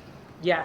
Yeah. All right. Yeah, you are. That is the rule of cool. I will accept that you have done that. I will accept that you're going to try to do it. We'll see if you Yeah. can. But I Of will course I assume can. all this stuff about there just happens to be a blah, blah, blah, blah, blah. And I'm like, all right, this depends on what the end result is. I will accept that that's a pretty cool result. Okay, so I'm assuming acrobatics or something. Yes, I'm going to ask you, yes, an acrobatics roll would be it. Yeah, like dex and acrobatics. And also, and one thing, just quickly before you do that. So technically, here's where the fire is. If you want to aim to be here, it'll be a little bit easier, but then you got fire in front of you. You could also try to swing way around and over here. That's going to make it harder, but then it means you would literally be in front of the cart. Okay, I'm gonna try that. Okay. I was gonna say, or charging through the flames, but Well, either yeah, I of mean, either, those you is know, pretty I mean, cool. if I can try that, like I figured maybe it's too far away, but like no, if I, I think you can then try, but it's going to totally be gonna hard. try. You're going to be doing this at That's minus... what I'm gonna use preparation die for. Okay, that's good, because you're going to be So doing this at how- -3. So you're going to be how- making an acrobatics check. You're going to subtract 3, and then you're going to make the roll, and then add the preparation die, which I think is 1d6, I think, Yes. to it. So, Also, a great time for inspiration. Yeah, I mean, had I known you were gonna do this, but I feel like you could only be doing this if Yeah, you you managed could. your wisdom saving throw. That's so true. like Otherwise, she controlling would the have door. been. Terrified and shadowy. Yeah. fight the shadow Inga. Hey, Echo. Any Echo, inspiration? does anybody- Non-stop? Not does it- stop, anybody. Oh, they're calling. There's a call for inspiration, chat. Please. What do we got? We do have a couple from Nonstop. If not, Nonstop is there. Like, I know that Echo is there, and he has And two. Echo's there. Echo has Yeah. 2 of them. That's true. You have been called Echo / Nonstop Please. to inspire Terry Tunes. Do inspirations accumulate? Like if No. I didn't use okay. No, they do not. No, because it would Okay. that would literally imbalance everything. I was Right. worried about that when I first came up with the idea. So when you see someone who has 2 of them, you get inspiration from supporting Patreon, but then from something else as Right. well? Exactly. If you support the Patreon at the $10 level, you get 1. If you support it at the $20 level, you get 2. And if you okay. support it at the $10 level and also subscribe to my channel at tier 2, then you also get 2. Gotcha. So I do Echo, please. Inga does. simply because it's Christmas, who requires it? Inga do it does. for Halo. Do it for to avenge Haleth. Halo. Do it for Haleth. So Inga is desiring it. Echo. So, the like, horses are in for- front. Echo has Woo! inspired Inga. Yes! Thank you, Echo. Okay, I'm gonna use my inspiration for this. Oh, he's jump. up. He's way far. He's not even around here. She Okay. left him behind. So, oof, oof. Okay, Come on, so, come on. 10, So we're then talking. a D6. No, not No, yeah, no. that's right. Yeah, 10 because 13 minus 3. So she used the advantage, but it's minus 3 for the attempt. So that's 10. But now she you can roll. use the D6. Please. I don't dare to look. Okay, it's a Okay. 4. You rolled a 14. So Okay. that is going to push you right at the edge. You're going to land in the fire. You're going to take a couple points, specifically 3 points Okay. of damage. So you can That's take 3 bad. points of damage, but you are now facing down this creature. Now, for just a moment, Inga, so you have this torch, right? And you're looking at it, and the creature is sort of glaring at you balefully. And as its eyes, this green glow of its eyes pierce you, you feel like you see the one who betrayed you originally in the dream and who took Haleth basically away. You may remember to face his sort of captors, and you hear not only that, but the laughter and the sound and the cries and the despairing calls of yourself. You hear in its laughter the mocking laughter of those that also perhaps killed your husband this long ago. And all of this kind of cascades over you, this feeling of just dread and grief. So in the face of said dread and grief, having landed, having done this amazing action, you have one more action left to you. What are you going to do? Inga lights a torch on the fire behind her Okay. and hurls it at the. First of all, like, how far is there a space between the bars and the Gibbet King? Whoa, I mean, if she sets the cart on fire, like yeah, I it assume will- that's what you were doing, right? Oh, Are you yeah. throwing it at the yeah, because the Gibbet King. Yeah, like that. Yeah. Yeah, so you're going to do that. So you're going to hurl it Aragorn in the Fellowship cart. of the Ring style at Yeah. Weathertop, towards the cart. Yes. Okay, I'm going to have you make a dexterity attack for me. No, you know what? No, make a ranged attack here, like you would if you were using your bow. You don't get the I'm not going to give you proficiency to this, but you can get like a regular ranged attack. So basically just your dexterity bonus. And because you're so So I close... just do a dex roll. Yeah, but because you're so close, I'm going to give you +3 to this roll. So dex plus. Yeah. Okay. So that would be a 19. So it hits the cart, and there is Oh, this... and she shouts, "Violet!" Okay, now I want you to roll... Never forgotten. I want you to Never roll forgot. a d4 for me, please, as well. Just a d4. Sir. Oh, that would be a 4. Quote, for every torch that hits the cart, roll a d4. The torch sets the cart on fire with a 4. So the cart, begins to go up. Now it's slow. It doesn't immediately just like Dowering Inferno. But you can see it starting to do this, and you hear this dreadful sound of kind of roaring and shrieking. And from its perch in its cage, you see it once more point at you. And this time, its eyes sort of glow, and you get a moment of these visions of rolling back and forth in the cell and of hearing Haleth's screams and shrieks as he's dragged away. I need you to make a wisdom saving throw for me again, please. Haleth did not scream and shriek as he was dragged away. He was really brave. That is quite right. Yeah, he but that was. is exactly right. That's 100% correct. But that's not No as wisdom that's save. not how Inga's remembering it right now. Oh no. 11. You are going to take. Oh. All right, your A total wonderfully shadow relaxing score. vacation. Yes. You are going to take 16 points of psychic damage as feels like this almost like spike drives through your head, like in pain Oh and my anguish. God. As you take this sort of, this What does that terrifying mean? image. Psychic. So basically, what happened was your shadow points were multiplied by whatever this creature just gave you. Okay. So you take 16 points of damage total. Okay. So, but not more shadow, just points. No, of not more damage. shadow. You take 16 shadow points. Woohoo! Okay, No. so like Inga falls to her knees, hands on her head, screaming in agony from this pain she's I'm assuming feeling all inside, in her head, in her Yep. chest, and just this ear-piercing scream she lets out. And that shriek, by the way, echoes through the town. It echoes off the walls. You hear it behind the gate. Tawny, you hear it. It carries torment, despair, anguish, dread, anger, rage, fear, all placed together into this one sound. It is clearly in Inga's voice. I'm going to give each of you a chance to take one and only one action to react. Either one of you can go whichever order you want. And roll bar. And Robar. Yeah. Yes, and Robar. Yes. Yes. Yeah, he's just going to shoot Inga, so it's fine. His reaction. Put her out of her misery. Right. Well, there's no visible way to actually go to Inga, right? No. I mean, No, not not unless at you all. go, well, yeah, up the tower and then jump off, more or less what she did. But of course, you don't know that she did that. No, but we can tell that where her scream is from. Oh, yeah, yeah. I guess. Oh, yeah.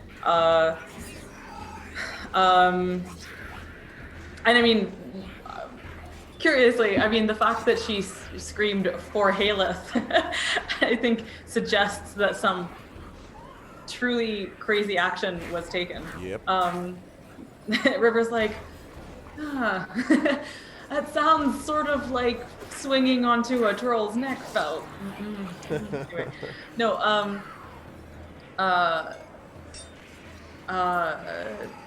well, okay, so I'm trying to think of climbing the tower is not really a thing that River can do right now, right? I mean, Basically- she could run up the stairs. She could certainly do that. If she climbed up, I would say that if she dashed, she could get up to the top this round. I don't think she could also jump, but I think she of could get this up one? to the top. Of that one, no. I'm sorry. I thought you meant Of the this other one. one because you could climb to the roof of that. Oh, she is equidistant, I guess. Right. Actually, what? Like Equidistant is equally- the same distance between distance, yeah. both points. Equidistant. For example, you are currently equidistant between a bunch of terrible orcs and the Gibbet King. So And a bunch of Yeah. terrible orcs. and fire. Stuck between No, she's real close rock to the and fire. rock. Actually. Yeah. Now, in her advantage, a lot of those orcs are not going to want to run any closer to this cart. Yeah, they true. are. They clearly are trying to avoid it, stay around it. Okay. Well, okay, so River doesn't know exactly what is going on, so she, it's the difficulty of abandoning post versus going to Yep. friend. So, Yep. so yeah, okay, she's gonna run up to the tower. Okay. When She, you run up, she's just gonna say to Tawny, first, look at Tawny, kind of communicate with this look. Yeah, fuck, I'm going up there somehow. So goes to the last place she knows Inga was to look at what has happened, and yeah. and you see it all laid out before you, Inga kneeling in front of the fire, this terrible creature, pointing at her, but also the cart starting to smolder and flame as this fire begins to light on it. I should say, incidentally, that just as a quick note, that if you want, you can try in subsequent turns to light it on fire to speed up the process of it burning if you want it. So more successful attempts will speed up the rate at which the fire goes. Just letting you know. So there are these two people here. They're archers, right? Yes, correct. We're with Inga. Yeah. Um, And they're kind of staring shocked out the, like So it is. if River- although in fairness, I'm sorry, just one thing. Right. They are in the floor below where you are. To really get a good glimpse, you Where could the like arrow go up and slits see are. the arrow slit, but if you really want to get a good glimpse, you have to go to the roof, and they are not there. They're on that floor, the floor below the roof, where they Right. can fire. So you could go to either floor actually, but you can't jump out from where they are. no, I mean, so she would have gone to where she knew Inga was on the roof. Okay, yeah. So she's on the roof, but if she sees this, what she'll say is like she will shout to everyone within hearing range, fire arrows on the cart, like fire arrows, Okay, like yep, fiery yep. arrows, and so on. And try to make sure everyone who has range to do that can do that. Okay. They do that. That Burn leaves the cart. Robar and Tani. Bring it down. Robar and Tani. 2 reactions, or what? 1 reaction each. Okay, so have we been able to hear the Gajibit King? Yeah, you heard that. Okay, so I know that voice. Yes. I've already heard it once this evening. Yep. And from that, I think Donnie can probably piece together, given what he experienced earlier, what she might be dealing with, especially if she's screaming for Haleth. Yep. Pretty good guess. So he is just going to just slam both of his hands against the gate, and in the loudest bellowing voice he can, he will just roar, "It was a dream." It was a dream. Okay. And Robar is gonna shoot at me. Actually, no, he's not. He's close enough to where the fishing nets were dropped by the kid. Right. He's gonna grab it and hurl it onto a group of these, because fishing nets are usually pretty big. So he's gonna try to get as many of these orcs here.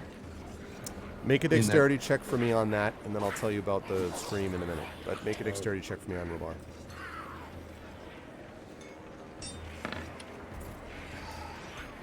15. I think that's enough. The net goes flying out and catches a couple, which are like struggling, trying to pull it. Some of them, sort of like pushing. We're already each other to fighting get the down. current, so having Yeah, to exactly. wrestle with That's not going to work out well for them, and they kind of drift downwards that way.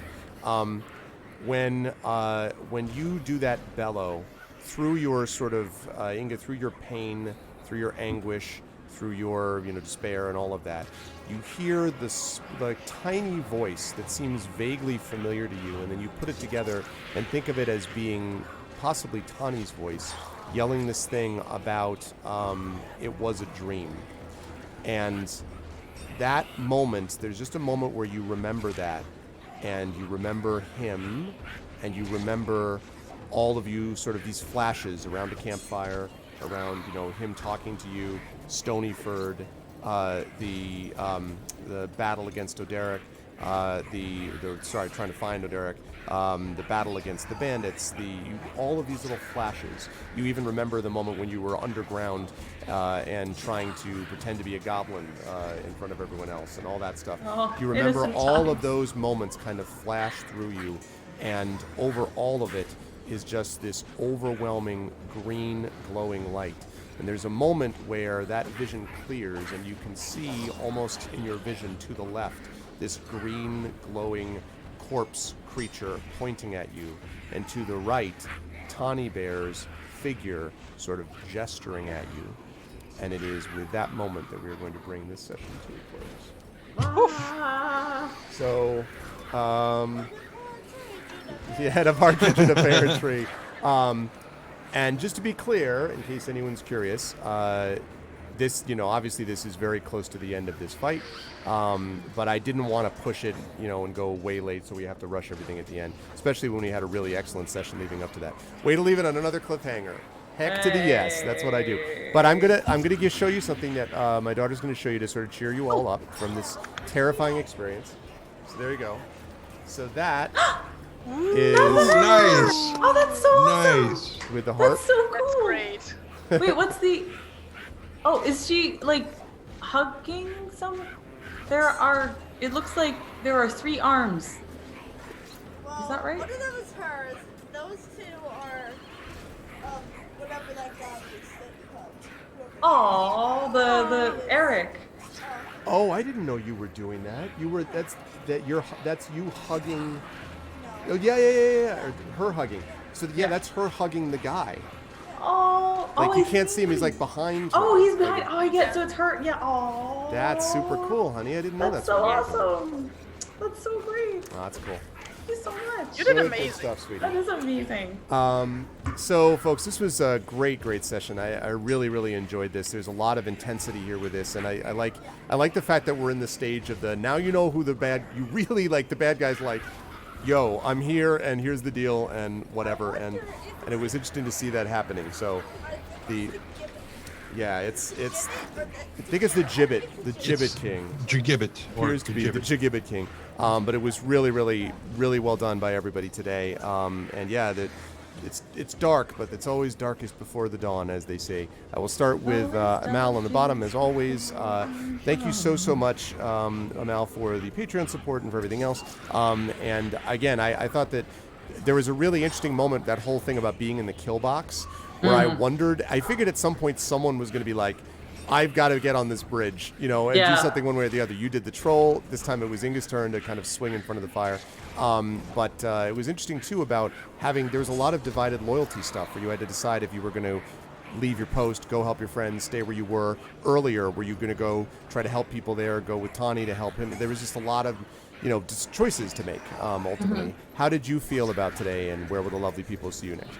Man, I mean, it happened so quickly and terrifyingly that I can't believe nobody marked this, but your evil laugh is probably going to haunt my dreams.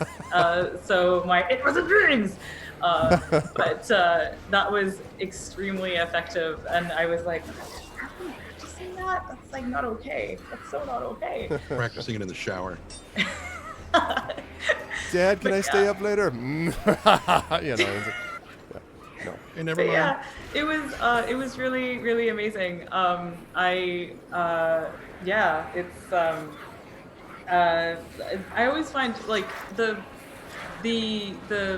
sessions where there is a shadow presence are often they're always terrifying, but they're also so frustrating because and that's by design, and I think it's a really excellent aspect of the game that even it does come down to a die, it comes down to this moment of chance, and it can be really frustrating to be like, but like everything else but the stuff, and it doesn't really matter because that's supposed to be the power of the shadow in this instance, is that it isn't overwhelming and terrible chance or anything. And I should just quickly say, by the way, that he just left for a second, but if Tani had not confronted it, you would have been having to make saving throws to avoid shadow every round, because he was just going to be like, and more of the death of the destruction of the thing. Like he was not done. And what I loved also, just quickly, you guys noted on a couple of occasions, you were like, but wait, like Haleth didn't cry out when he left, and then it was like, but we just got a note from Bard. You're like, this guy's a lying sack of crap, because the shadow is the great deceiver, right? Sauron was the great deceiver. The shadow was filled with deception. So anyway. Exactly. So this is like when I say it's frustrating, I mean that in tones of like admiration for the game builds, basically. That this, and it also kind of forces you to have more compassion for the canonical characters who succumbed to it, like to say that, Boromir was a brilliant hero, but he succumbed because he rolled low that day. But and it's just, anyway, so I find that really effective and terrifying, and I'm delighted to now be a patron in the last session of the last month of the year. I really appreciate that. Thank you. Of the decade. Jesus. Yeah, seriously. And then and I loved River getting to just shout inspiration to Inga for at least one wisdom save. But yeah, So it was great. It was very intense, very moving. I continue to just love Tawny's stalwart resistance Yeah. Oh to God. Yeah. everything Shadow. Like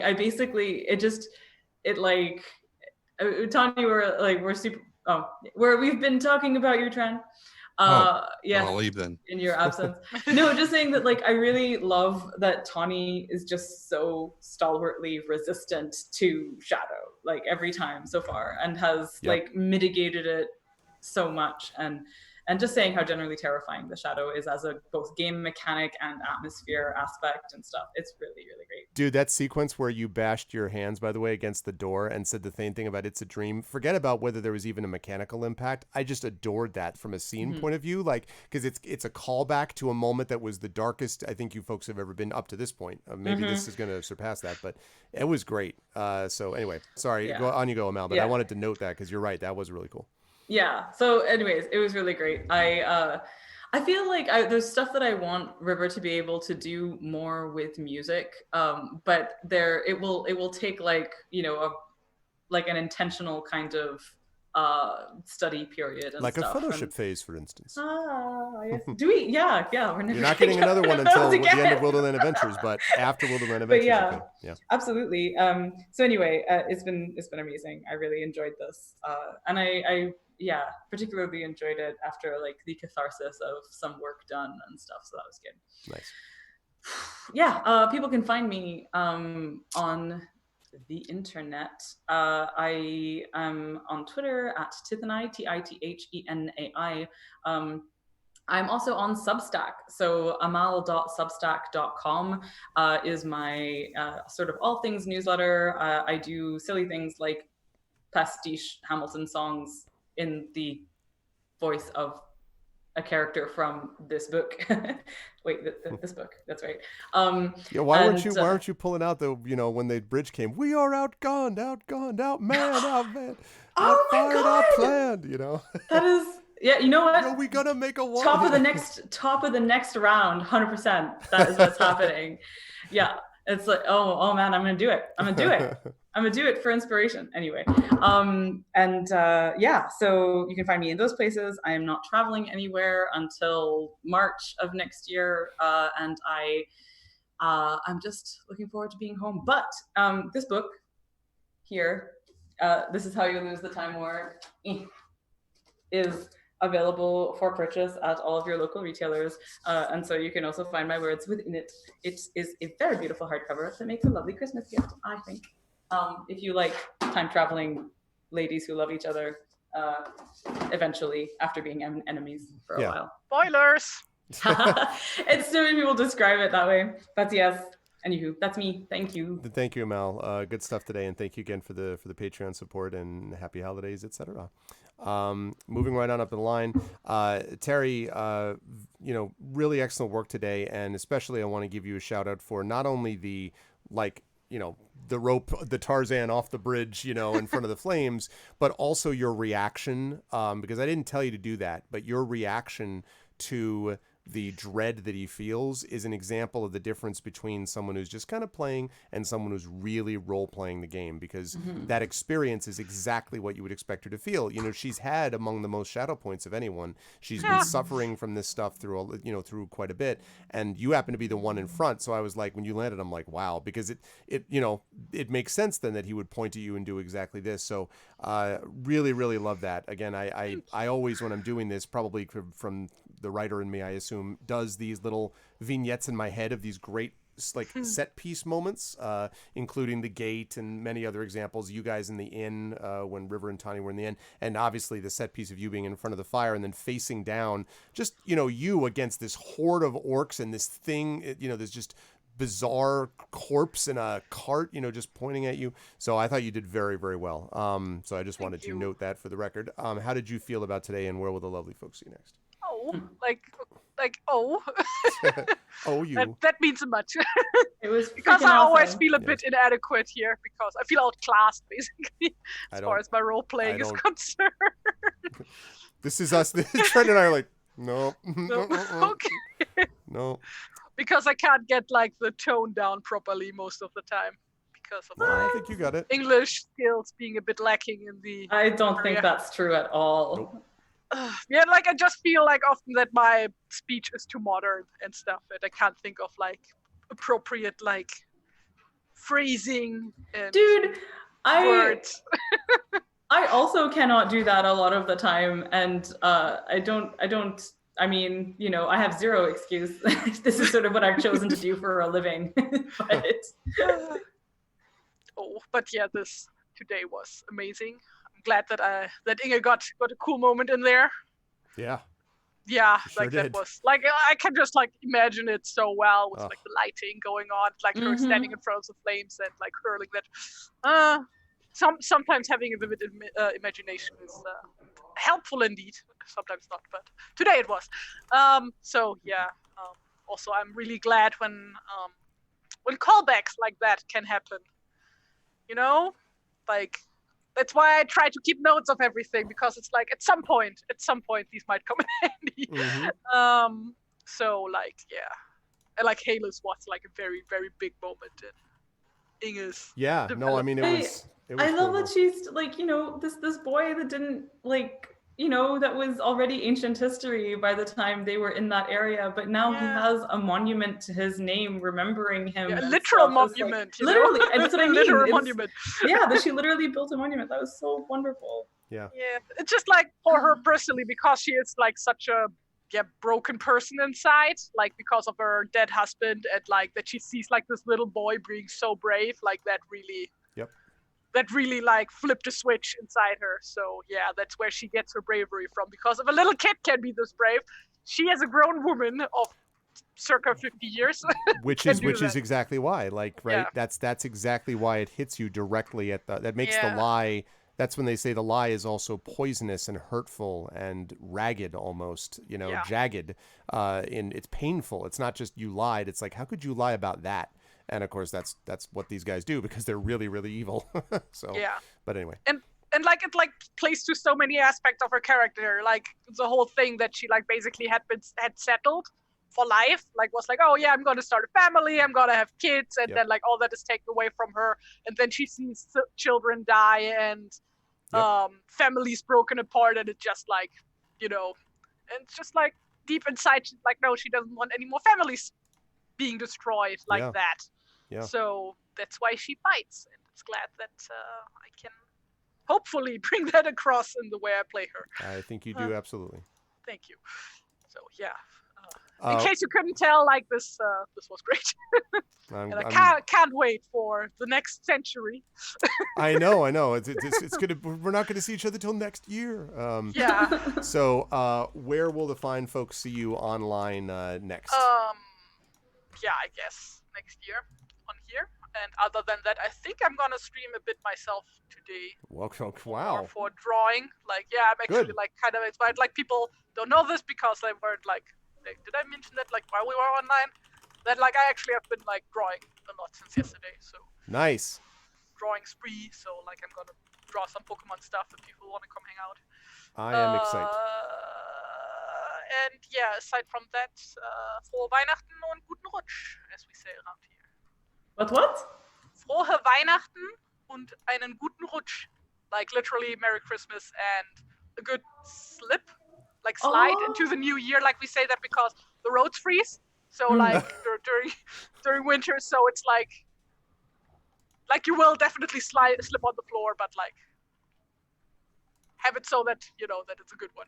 Mhm. Can I ask you to say it one more time? Frohe Weihnachten und einen guten Rutsch. Einen guten Rutsch. Einen guten Rutsch. Rutsch. Ja. Und einen guten Rutsch. Yeah, perfect.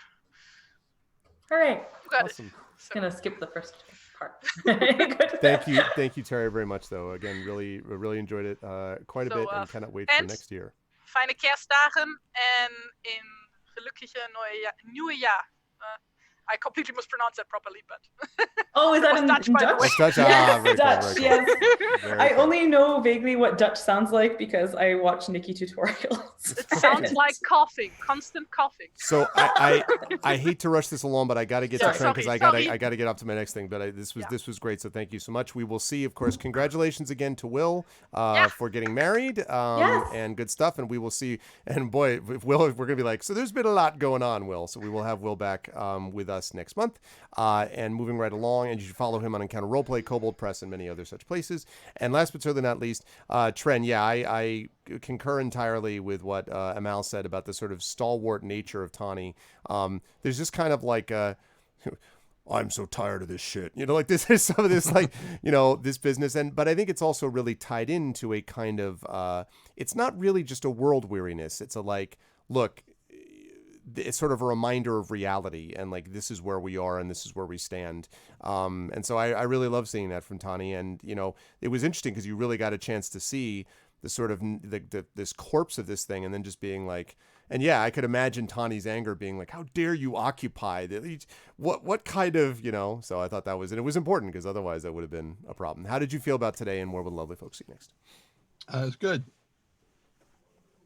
And I'm still really tired. I so, know. You should go get some sleep. I'm going to. Yeah. So where will the people see me next? In that bed right there, taking a nap and probably waking up 2 or 3 minutes before we do a Christmas Carol reading. Yeah. Do you actually, like, I'm just imagining like a stream of you sleeping, like a kitten cam. Yeah, exactly. Like watching the Yule log, but it's just Trent snoring. Just like, Well, whatever. it would be so depressing for people because they will see exactly how little sleep I get. Oh my And god. it would just be like they would see me laying there and then just open my eyes and look around because I thought I heard something in my room. So it is a little Or- like a kitten cam, like really. Kind of, or the sleep paralysis thing where I wake up and the shape of my chair with my shirt leaning over the top of it looks like something right next to my bed. Yeah. And I just have to sit there and stare at it until it resolves into the actual shape Oh god. it is. Oh, And I'm like, no. okay, I knew it wasn't this thing, but for the moment, the monkey brain was like,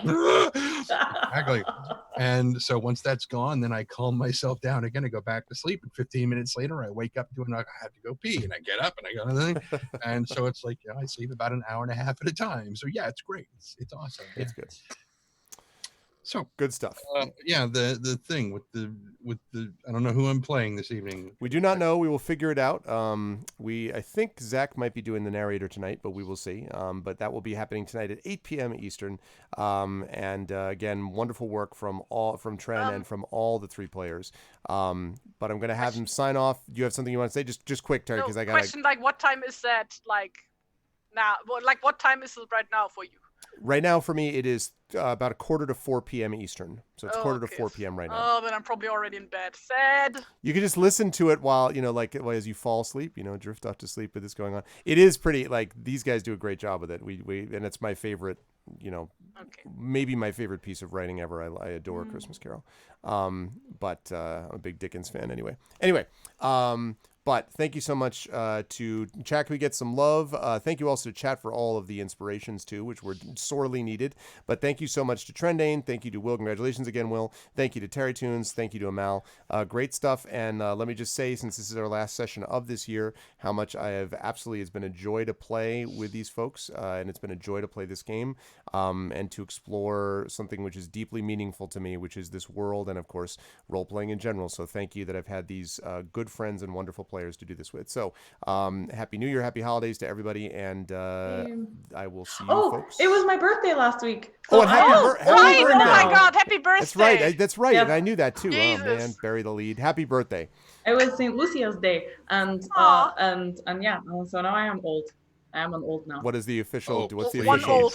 Am I I am allowed one to? unit of old. Am I I- am Unit of old. 35 years old. 35 years old. Right, exactly. I'm like, 35. checks notes, 47. See, if I have a son out there, he's only 5 years younger than you, so shut up.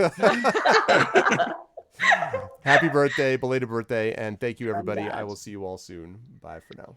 Hello. All right. Great stuff. And now we have to do something really, really quickly, which is we have got to do our inspirations and then not inspirations, not inspirations at all. We have got to very, very quickly take care of the. Sorry, I'm trying to do 6 things at once. We've got to do our nominations for the Patreon Chat Chosen Game of the Month. Only one per person.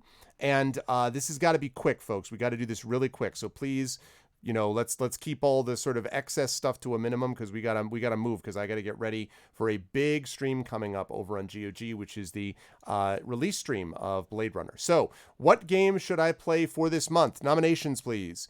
Here's my Magic 3. All right, that's one. No, it's anybody. It doesn't matter. It's anybody. It's whoever. Do you only get one nomination, though, per? Event 0? Is that what I saw? What is that, Coven? I mean, whatever. Downloadable. No, it doesn't have to be downloadable because this is in 2 weeks. So actually, I'll have time probably to order it. So it doesn't have to be downloadable. Growl answer 2. Okay. 3 more. Quick. 3 more. Quick like bunny. Okay, cool. That's right. I remember you telling me. Yep. Quick like bunny. Any others? Any other nominations? Nominations. Any others? Check 1, check 2, check 3. Check 1, check 2. Buckle my shoe. Buckle my shoe.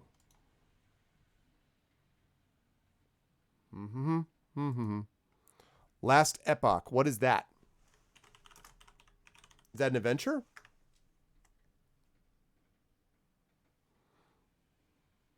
Yeah, it's an ARPG. Awesome. Sounds good. Yep, any video game on PS4, PC, or Switch, or actually even on Wii U, technically, or Retron. So like Super Nintendo, Genesis, etc. All right, anybody else? I'm going to close down these nominations in a minute because I really got to hurry. Going once. Going twice. And all right, poll is closed. So I'm going to open this poll.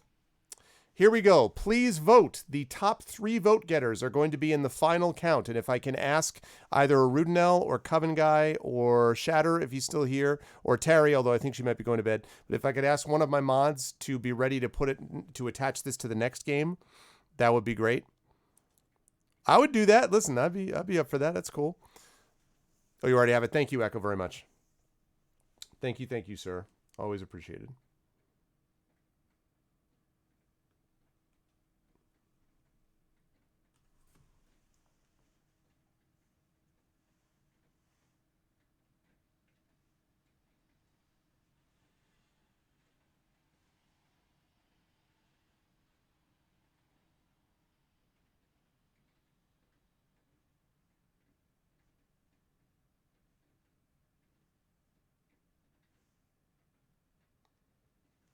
Okay. All right. I'm going to last call this. I need votes faster, folks. Anybody who can get in a vote needs to do this as soon as possible. Please, because I got to get going. I got to get ready. This was a great session, but this is a big stream coming up, so I can't start late. So anyone else, get your votes in now. We only have 3 votes in. We can do better than that. Votes in now. Let's go. Break it down. Let's go. Okay. All right. We got Last Epoch. We got Event 0. We got HOM 3. All right. So going once. Looks like this Growlancer may not make it this time nonstop, but it'll happen eventually. It'll happen. Remember, you had the other one that you wanted, and it took I forget how long, but it did get through eventually. Going twice. Okay. Nominations are done. Oh, vote 3. Oh, shoot. Sorry, Nonstop. Damn it. I didn't know you were going to do that. Sorry. I didn't know you were going to do that. It's just I'm in a rush. I really got to hurry. Next time. Yeah, sorry, man. And also, thank you as always for stuff. Thank you very, very much, Echo. I appreciate that. So that we're going to attach to our next game. Can one of the mods please Thank you very much, Echo. Can one of the mods please jump on board and sign that to next game, that one that Echo was kind enough to just do? If you could do that, that would be great. It's going to be Last Epoch, or Epoch, Heroes of Might and Magic 3, or Event 0. Those are the 3 games. Final votes on this will take place 1 week from today, and then I will actually play it 2 weeks from today on December 31st. So that's what we've got going on for that. But now that I have done those 3, I am looking forward to it. Should be a good time. Now that I've done those 3, I am going to stop this and I'm going to rise up on out of here because I got to get ready. This was a great session today, but starting in just about 10 minutes over in GOG is the release stream of Blade Runner, which is available now in GOG. I'm very excited to play it. It's going to be awesome and good times and all that good stuff. You folks know the ways to support the stream. If you haven't done so already, please follow the channel. Check out the YouTube with !arvtube, Discord with !arvcord, Twitter with !arvtweets. Website for all that is arvaneleron.com. Financially, you can support us, as Amal was kind enough to do, and many others of you have, by supporting the Patreon, !arvtreon. You can support us by checking out the merchandise area, !arvshop, where you can get AIME stuff with Terry Toons illustrations. You can get Infinity and Beyond stuff, and soon you'll be able to get Esper Genesis stuff as well. And last but certainly not least, that sub button right above the video window. Also, don't forget !Icarus, and of course !Grayshade KS for more details about my Grayshade Kickstarter happening early in the new year. I'm going to go over and do this GOG thing, and then as a reminder, I will be back here at 8 p.m. tonight for the Our Vocalists and our annual rendering of A Christmas Carol. And it's great and is not to be missed because they're so good at it. That's going to do it for me. Thanks, everyone. Much love. Sorry about the rush job getting done here, but I really got to finish up. Thank you so much to my wonderful mods, Rudenell, Coven Guy, Terry Toons, Shattermage. Thank you so much to my subscribers, Rudenell, Coven Guy, Terry Toons, Echo Alpha, Nonstop, Wise Growth, Lone Wolf. Thank you as well to Amal El Mutar. I will come back to her and the rest of the players in a minute. Another TT viewer, Aiton, Binkley, Burralat, Chadai, Commander Root, Deciding MC, ECAG, Electrical Longboard, Fulminet, Gomoraga, I think, Grey Knight, Lurks, Megan, Magaxa, Mubat, I guess, Marinda, Missarian Marie, Poltergeist Zero, Shrumps, Skagith, Scumshop, Soundwave, Sunspots, Thorazin, The Grandmaster, Hugh Christensen, V&K, Virgo Praz, and Winsock. And a special thanks today to One Wenchkin for the raid, to all the people who subbed and supported today, and thank you so much to all of my wonderful viewers, and thank you especially today to my wonderful players, Terry Toons, Amal, and Trendane, who all did a wonderful job. That's it for me. I'll see you over at GOG in about 7 minutes. Gotta go. I'll see you people soon. Thanks, everyone, and bye for now. Be good to each other. See you soon.